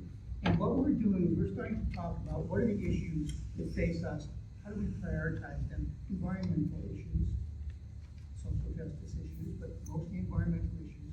And so we started this paper. It's not called Project 2025, it's called Project 2030. And the idea is to create an environmental agenda, very thoroughly. We're working on that. This paper that I gave you kind of outlines what's going on there. Glad to talk to any of you about it anytime. Another project that we're doing is Secret. We have been looking at Secret as one of the evils. It was a good thing when it started many, many years ago. It's, as you said, the state is the bad actor in every project that gets done development-wise, for the most part. So Secret is an issue that we need to think about. What can we do better with Secret in 2025? And how we do projects. You know, you're talking about competitive fundraising, which competitive. We decided we're going to hire a lawyer, and we did. And we started this project, which is what can Secret look like better in 2025. And it's a project coming together that's a really important issue. The last thing I want to talk about before I leave is that we are going to, down the road, monthly, maybe bi-monthly, have community meetings. That's part of our agenda for the next year at least. We don't know when we're going to launch it yet, probably May, but we're going to launch it with a bunch of community meetings about a lot of the topics we've talked about here. We're going to invite a lot of you to help us develop those. We'd like to do one on ZOR, we'd do one on STAMP, we'd like to do one on, not awakening lands, but community conversations. And obviously climate change is kind of the basis for a lot of everything, a lot of areas. All right, that's all I have to say. Thanks, Jay. And thanks for letting Jay slip in. I know he had to step out. Thanks. John? I think the greatest pressing issue we have is the general population's unwillingness to really take to heart the existential threat that we face on a planet-wide scale due to climate change. This may be the second most existential threat to the human population that we've ever faced. We almost went extinct about 70,000 years ago. This is going to affect more than just the human population, though. This is the greatest threat to the biosphere of this planet since the impactor that took out the dinosaurs. And it doesn't seem to have the impact on people's minds and emotions that it should have. This is dire. I worked in the environmental industry for 30 years. I worked on scores of environmental impact statements, wind tower siting projects, solar panel siting projects, all kinds of projects that dealt with carbon and energy. And I just don't see things changing anywhere near fast enough to avert a catastrophe that we are not going to be able to fix. We're going to hit a tipping point, and that's not far off. If we haven't already passed it. Very possibly we already have hit those tipping points. And things are going to happen that we can no longer control. Places on this planet we will no longer be able to live in. Major parts of Europe, oddly enough, when you have global warming, major parts of Europe are going to be too cold to live in. And parts of the United States, you're not going to be able to grow much of the food that we grow and supply to the rest of the planet. But nobody, it's almost, we look at it and deal with it on an intellectual level. We can say, yeah, this is happening and we got to do this and this and this, but I don't see anything happening. And this is frightening. This is truly frightening. It is really hard for any of us to put these big thoughts into just a couple words because they're so important to us. And I recognize that. So thank you, John, and that is the big one. Although, as you notice, we don't have climate change itself as a campaign in a big sense because we're looking at the impact of that, because we think other folks are doing that. But again, thank you for bringing that one up. Let's let Jennifer weigh in if she chooses. You're going to be very busy in the coming years. Yes, well, obviously as a psychologist, we've been looking at why it is people either hunker down, go into disavow, go into denial. It's complicated, and we're trying to keep people in the window of tolerance for the nervous system to be able to take in information, not freak out, not shut down, not become reactive. But we're also worried about, just a few degrees rise in heat does incredible damage to the human brain and body that will, make it impossible for us to make intelligent decisions. So there are a lot of things going on with that. Water, let's just say water is a pressing issue, especially with AI sucking up all of our resources. And I would say Citizens United, but can we do anything about that? I'm looking at the big things here. I think we need to look at all those things. Yes. Don't hurt to put them on the list. Yep. Kelly, you want to do one? Sure. Jump in front of the camera or stay where you're at? I'll stay where I am, just for sake of ease, but I have one word, which is dissonance. And just the idea that it's something, I think it's a word that I've been coming back to recently in my work and in my life. And the idea that, harmony or a lack of harmony can be beneficial at times and be a really useful tool or be really beautiful. But if it gets out of hand, it gets out of hand. And so thinking about the ways that dissonance has sort of crept in and is taking over melody or harmony in our society and how we operate together or as organizations or as groups, and how that gets in the way of us taking action sometimes. Thank you. I just think one way to help combat this is collaboration and alliances and stuff. So I just want to say I think these kinds of groups are very important to try and bring the rest of the population up to speed with all of these different concerns.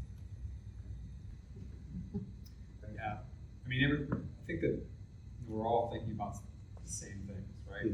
But and John, I think you put it real crystal clear, right? That what is in my mind all the time. But I think I'm feeling right now like we need to do coalition building. We say that, we've been saying that for our whole lives, but we're losing we're losing the working class. Our community is becoming radicalized against us in this really alarming ways.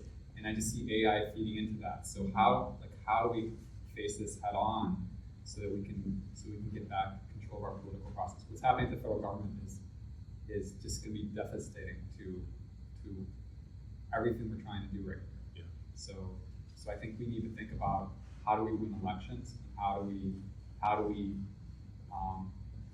stop losing people? Will there even be elections? Sorry, I didn't mean to cut you off. It just slipped out.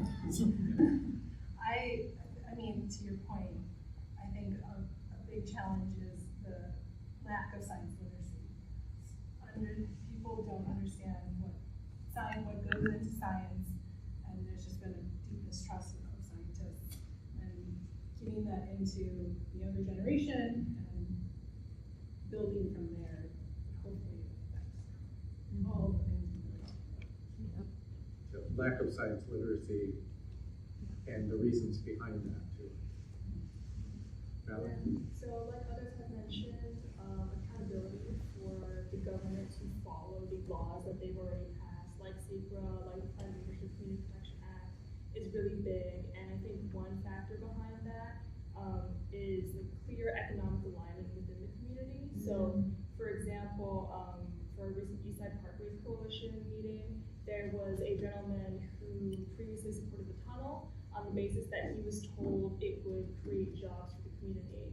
And he works in workforce training for other community members. And after he got more education from the Eastside Parkways Coalition, he realized that there are also jobs when it comes to parkway restoration that are actually better for the community in the long term than the tunnel. And he realized that like there is an alignment there that he didn't realize earlier. And I think we need to really speak to that, kind of like how you guys mentioned in terms of solidarity with the working class. That's really important because like economics is how we all work together. It's an expression of how we work together, and we need to all be on the same side in order to make sure our government is accountable to what they committed to. Following that up. Right. Okay. Everyone, I think we're all on the same page here, but I think that we talk about like dissonance and this lack of coherence, and it's like capital P power and lowercase p power, and like where does our solidarity align and like bringing together the working class, really ensuring that climate literacy is like at the front of everything we're doing, like scientific communication is approachable, that we're less siloed, and that these coalitions are created so that we can understand that there is so much common ground, because right now the common ground is fragmenting. So it's just like a fight for liberation for everything, climate and power and solidarity. And I think that's the biggest issue, because it funnels through. So like someone's talking about water, but water relates to food, and food relates to human body rights and clean air, and all of these things are all related. So just building more coherence is important. Linda? Well, I think we're in a mess. We all know that, between climate, the total tearing of the fabric of life, and then the equity crisis across the earth, really, really serious. And things are likely to get worse. I think so. So one of the things that strikes me is localization, and that it seems really important that we build a community where we live right now, and think about how does this region, and region can be defined, as much as we want to, but how do we make this place a place that's not dependent on international, that's not dependent upon transportation, it's not dependent on consumerism, but it's not dependent on all of these things, but interdependent of the people who live here. How do we have food security? How do we make sure that people are safe? How do we make sure that we can take care of each other in case of emergencies and stuff like that? I think that at the same time that we're working within this global context, that we need to know what it is, that we should be thinking about right here, right now, and particularly our relationship to the natural world. Because I think this whole thing has happened because we have pretended like we're not a part of nature, where in point of fact, we're totally dependent on the natural fabric of life that we're slowly killing. And so the preservation and protection, but also how do we take care of each other as times continue to be really, really hard, really problematic. So, thank you. I think well, this behavior. Okay. No, I agree very much with what everybody said, but that in particular is where I'm thinking too, because A little louder, just so the group hears. yeah, I'm thinking that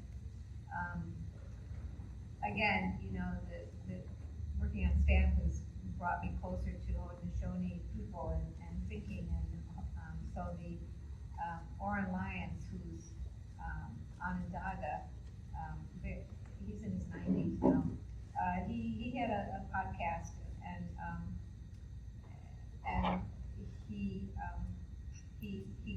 he said that a bunch of people from Onondaga and other Haudenosaunee reservations came together and worked for 2 or 3 years to come up with what's the answer?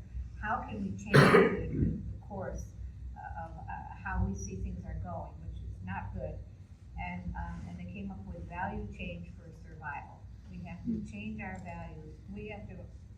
People have to become aware that in order to survive, we have to change our values. And so what does that mean?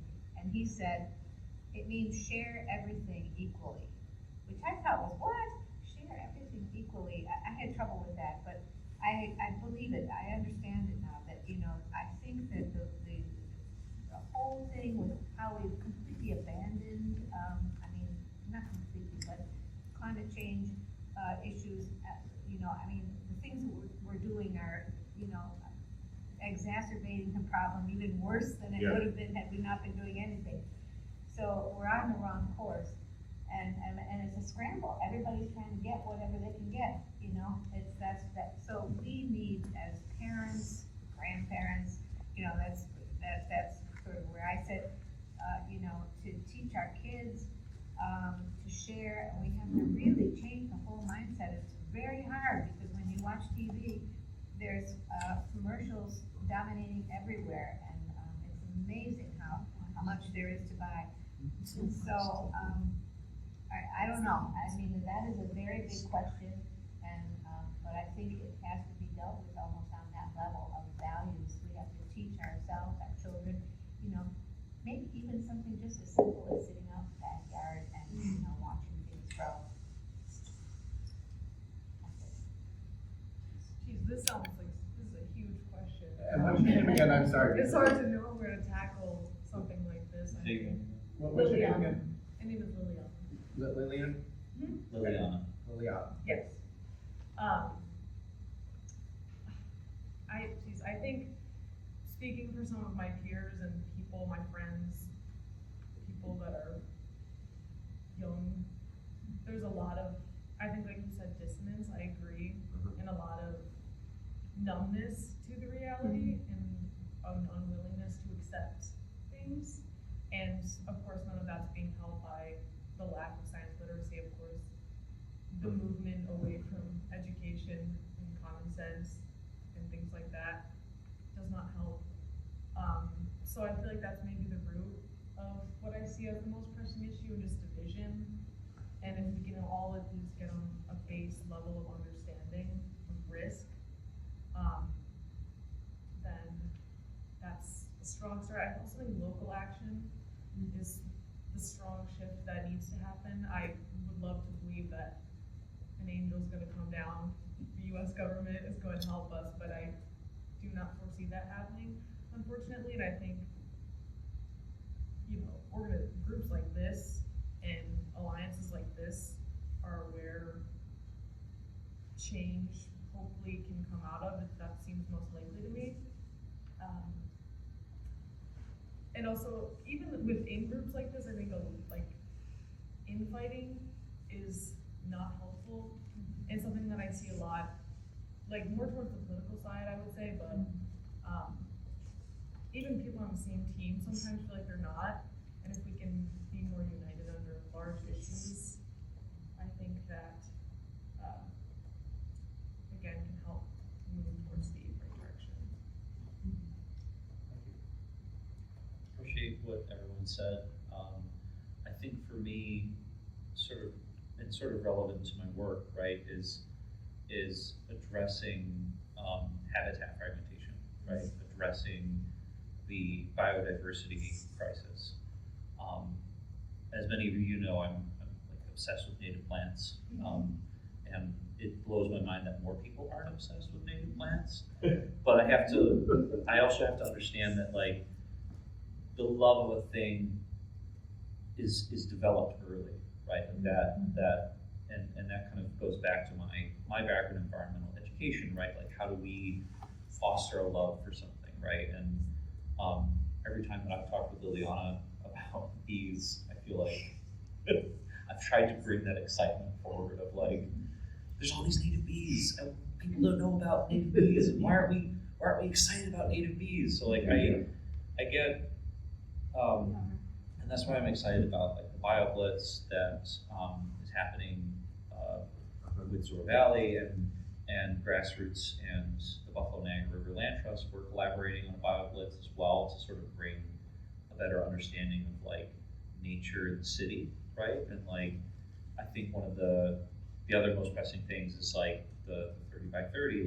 It's a good idea to conserve land, right? Especially land that has impact for us, but I also feel like there needs to be an emphasis on restoration, right? And like how we saw the outer harbor become restored to a more natural state. What does that look like in an urban setting? Like how can we advocate for remediation and restoration within more urban settings?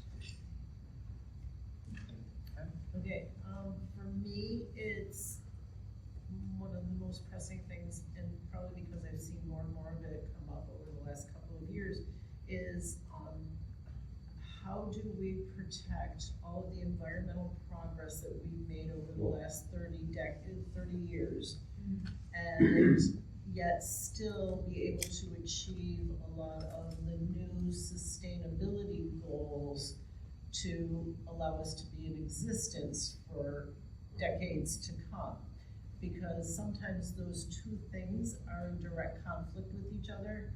So, how do we find that balance, and when do we compromise, and what does compromise look like? I'm going to jump in with, I hope it's not heard as appropriation, but with the idea of 7th-generation thinking. And hoping that we're around for 7 generations, we'll be able to experience that. George? You opened it by saying what's the most pressing issue locally, internationally, nationally, and locally. So I'm just I'll say one word and then add to it, but it's collapse. We're gonna see a collapse of the climate systems. It's inevitable, it's gonna happen. We aren't talking about it, and not just us here, but including us here. The collapse was inevitable no matter whether Trump and MAGA got in or whether the Democrats got in. We got 1,000 years of greenhouse gases there. When I first heard of global warming, it was called differential global warming, and referring to what John says. Some parts of the world are going to get colder, some parts warmer, but they're going to go warmer more often in more places. We know some will have drought and some floods, but we got to start preparing for that collapse. I think one of the reasons Western New York has been important to me is because we have the water and the land, because water and food are going to be the most important thing. I might add that I heard differential global warming in the first lecture I heard about it in 1975. I didn't hear the first lecture and articles, which were 1912. So we've known about this climate since 1912. And speaking of water, I'm surprised it hasn't been brought up more often. But one of the reasons Trump wants Canada, because he wants Great Lakes water. We've been able to not see that water get shipped off to the Southwest for a long time, because we've had an agreement with Canada. As soon as Trump gets into whatever he's getting up to, that water could be going anywhere. So my big issue is collapse. And one more thing, sorry for the time, but I would prefer, and I'm never going to get back to it, to get away from the euphemism of climate warming or climate change. It's global warming. 2 weeks ago, I saw a video by the co-founder of Greenpeace arguing how wonderful global warming and climate change is, because we're going to be able to produce so much more food in so many more warm areas. I mean, it's pretty scary to me when somebody at that level is advocating for the blessing of global warming. Okay. Looking at the time, looking at this list of questions, knowing that we can't fix everything. Oh, Anna didn't get to go. Anna was number one. Yeah. Question number one. Go ahead. Yeah, so real quick, I think that our problem, the biggest problem that I see is the paradigm that we live in. I think we're all very collapse. It sounds like we're very a collapse-aware group.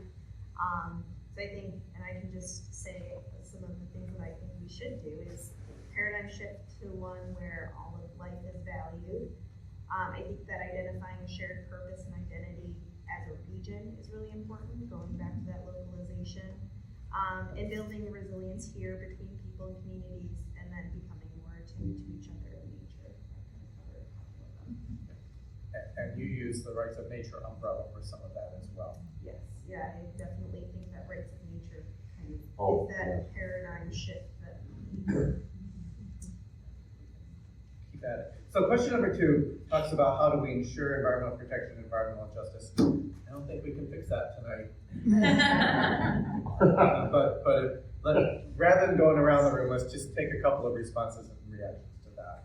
I just want to suggest is that I think that this has been incredibly useful, and we need more opportunities to sit and talk to each other about this kind of stuff, because I'm sure everybody has not only talked about what they're worried about, but also ideas about how we might be able to go forward, and I just hope. It's really obvious to me in my attempt to get you to all say 2 or 3 words how important it is for us to have opportunities to say more than 2 or 3 words. It's just too much to say. There's too much. We all have too much on our minds, even in a facilitated sense where we wrote 2 or 3 things down on a board and then started plastering them together. We need to do more of all of the discussion that is happening tonight as an example. So maybe part of what we take from this message is that some of our workshops will be dialogue workshops without a major fixed agenda beyond some thematic dialogue. You know, getting back to your appropriations thing, I think that what we all take counsel together and become of one mind is a thought here. The thing I got was a sense of place.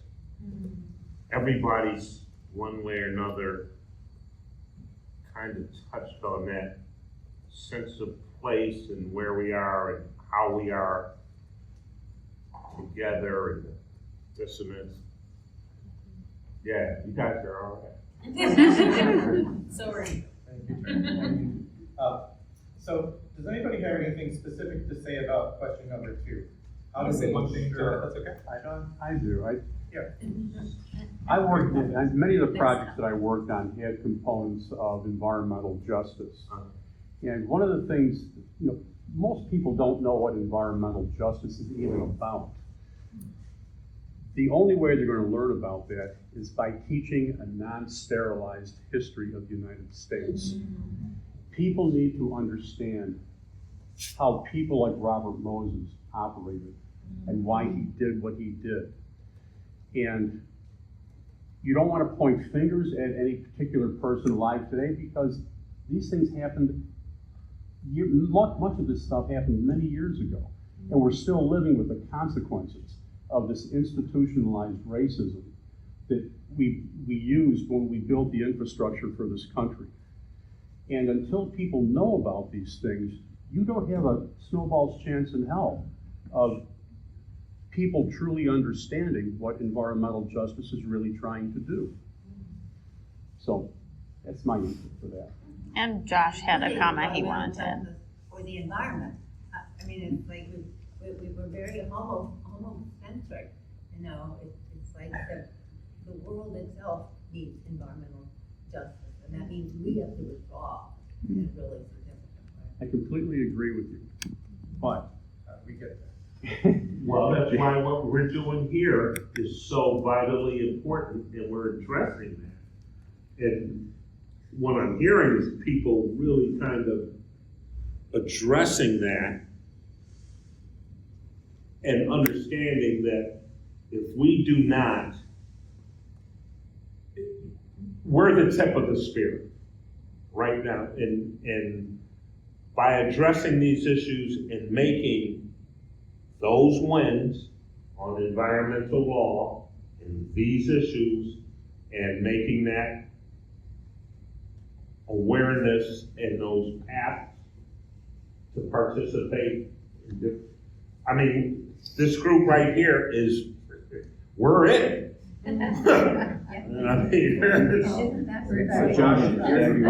Josh, you're now in. I'll bridge into 2, from 2 to 3. You know, the thing that I find gives me energy in this space is when I kind of, like, all this stuff is really true, and I think we need to foster hope for this, right?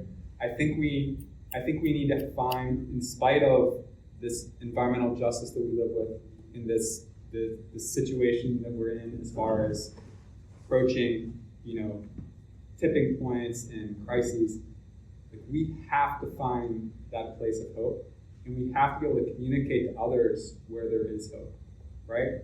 And so what I found, and you know, this is just like a very practical thing, but I've been so energized when I talk to folks in the community about, hey, there are clean energy solutions. There are things that get us from here to there. There are places that are doing things that are making them healthier and bringing people together and also solving this climate crisis and solving these other environmental issues, right? So I think we have, like, that part of the reason we're losing our connectedness is hopelessness. And so we have to fight that head on. I don't know. You heard a snippet of a song I wrote a while ago, but the last two songs that I wrote, I write songs all the time. The last two songs I wrote, one of them was called What Would Humboldt Do?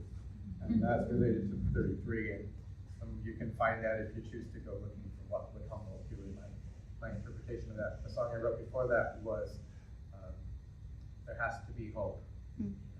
As much as this collapse may be imminent, we still have to approach it with the hope that we can somehow get through it and figure out how to do that. We can make it a lot. And it doesn't have to be as bad as it could be. That's the other possibility. Hillary? I appreciate that, and I think that, like, finding space for joy is really important. Historically, like, people who are marginalized, we anthropocentric thinking right now, like, we are marginalized as humans in this fight, in this collapse. But, like, there is always room for joy. There is always room for hope, and that is a radical act of resistance. And building that community together, leaning on each other, and, like, mutually supporting each other in that hope is so important. And so, like, don't turn away from that. It's just like that. I feel like that's the most important thing that we can do at this moment. I will echo that. Joy. Radical joy for hard Oh. times. Okay. For hard times. Okay. See you all there. I just want to build on something that Anna said, because thank you for reminding me, Anna, because I believe this very much too, that for me, I think I can't hope or express or gain joy just by wanting to. I have to find it around me somehow.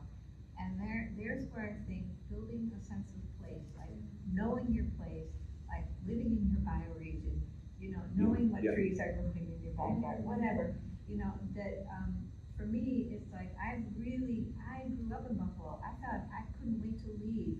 You know, it was like everybody did. You know, it was like when I was growing up, it was like, oh my God, I can't wait to get out of here. And now, you know, I've only discovered as an adult and an old adult, you know, how it works, how some of it works. You know, so I realize we're in the Great Lakes Basin. I realize we're rimmed with glacial moraines. I realize they are the source of a lot of our water. I know some of these places. I've been out a lot looking. I mean, so I love that. That's where my hope and love comes from. It comes from the land, you know, from actually looking at it and understanding it. So I really think what you're working on, sense of place, is so important. I'm getting chills just thinking about it. and that's for me too. What was one of Margaret's early books, Places to Go on a Sunday? Yes, I've written books on this. And I do, I have written, I have an anatomy of the Buffalo Creek watershed, you know, looking at all the groundwater as well as all the surface water and the, you know, topography and stuff. It's really, it's fun. It's just amazing, especially when you go out on the land and you look at it. So, anyway, I feel we have it right at our fingertips, what it is that, you know, that could give us this joy and this hope. And it's just going out and really looking at where you live and what else is there and why and how. And I'm sorry. Thank you, Jeff. Thank you for coming and your contributions as well. With the few minutes that we have left, because we will stop at 8:30. With the few minutes that we have left, I don't know how effective it is to try to go through each of these questions again in the way that we did with the first one. But let's go around the room one more time in the other direction, starting with George, and pick a question and just talk about that if you would. What are those? One of those questions, and just talk about it. How do we help each other? Given what we're facing nationally right now, but it would again probably be true in any case. I think more and more we have to look at community. We have to either organize those or let those organize. There's a book that I asked John to read actually called This Sweet Earth, about how do we walk with our children in the age of climate collapse. And one of the things that struck me most within it was how the community she was referring to happened organically rather than intentional community and becoming very organized. They happened maybe more like Buffalo used to be when we had neighborhoods that everybody knew each other in those neighborhoods.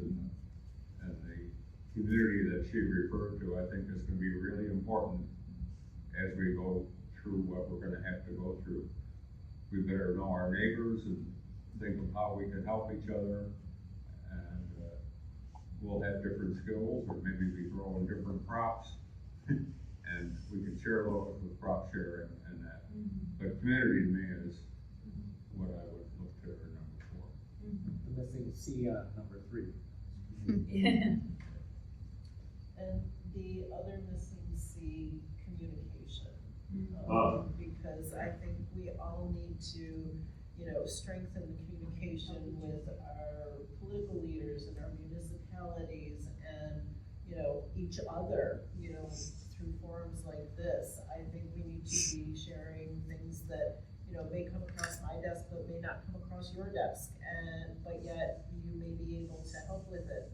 That's the collaboration piece of this. So I think just opening up that communication is really, and finding ways to make it stronger and better all the time.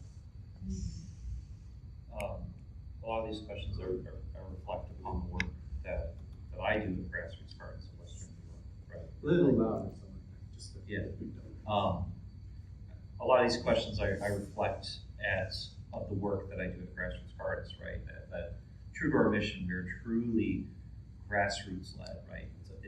It's a bottom up approach, right? Where people have the ability to determine how the land and the reality of that land is manifested, right? And I think that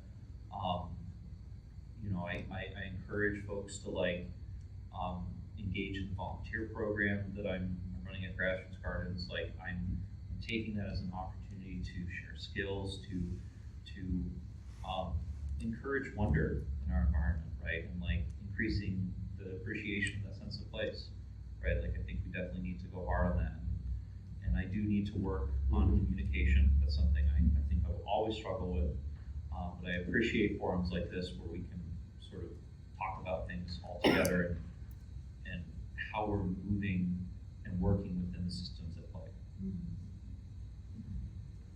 For question 4, I'm thinking about now. I work for a town now also, and I see a lot of people with different viewpoints and a lot of political maneuvering and all that, and I feel like empathy and understanding for your adversaries are extremely important in working towards your own goals and knowing why the people that disagree with you and understanding that their genuine viewpoint, understanding the weaknesses, not malicious, but understanding they truly believe what they do for a reason, and if we can all be empathetic with each other, then I think that can help progress in the right direction. And I also believe that helping each other improves helping yourself, and not feeling numbness, not feeling dissonant from climate change struggles and the stress and anxiety with all of it. Keeping yourself free from that is how you keep moving and you help other people move with you. Thank you for that reminder from all of us. I'll pick question number 4 too. How can we help each other? So I guess, building on everything, I think I've already said this about 5 times, but just to say that I do think that we are very lucky that we live in this Haudenosaunee territory. And I've been reading the history of the settlement, actually the life of Tecumseh. I was really interested in him as a peacemaker among the tribes in the Midwest. And anyway, just the history of Native America to me is, well, I don't know that much about it, but I do know that New York State is rich in Native American settlements and people. And Western New York has Allegheny, we have Cattaraugus, we have, I shouldn't say we have, but they're there, the Tonawanda, and then at Tuscarora, 4 communities with really great people that we have had the honor to work with over the years and who have been just wonderful to work with. And part of it is that value. There is a value in those communities that you experience as soon as you go in, as soon as you cross the line onto the territory. It's different, and it's alive. And in my mind, that's what I feel, and that's what I see. So I think, how do we help each other, in part is to understand where we live down to the people who lived here before us, and what were they doing? How come it was this way? And so much of what we see and value today, has had a Haudenosaunee, hand in it. And there is a lot of wisdom there. So I'm kind of making it like maybe something I would really want to know more about is traditional ecological knowledge. If we're going to talk about Zor and trees, we should be talking to the Cattaraugus people and the Allegheny people about, and I know there are people there who will do that. How can we manage this better? So that's the thought. We have 5 minutes left. So one person can talk for the entire 5 minutes. We could quickly look at who else wants to step in. Okay, I see 1 hand, 2 hands. Okay, you two get, and John gets a little of that time. I'm going to tack on to what Margaret said. Some of you know, not Neil Patterson, but,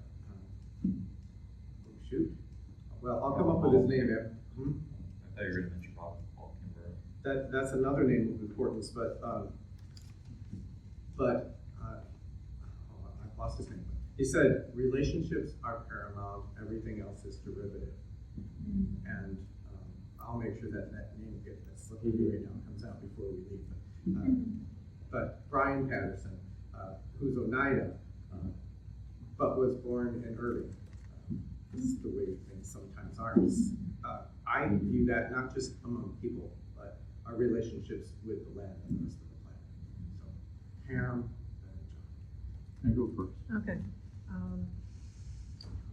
I truly believe that we need to know our community. We need to know our neighbors. George said that we used to be a very connected, neighborhood-driven area. We need to strengthen those relationships.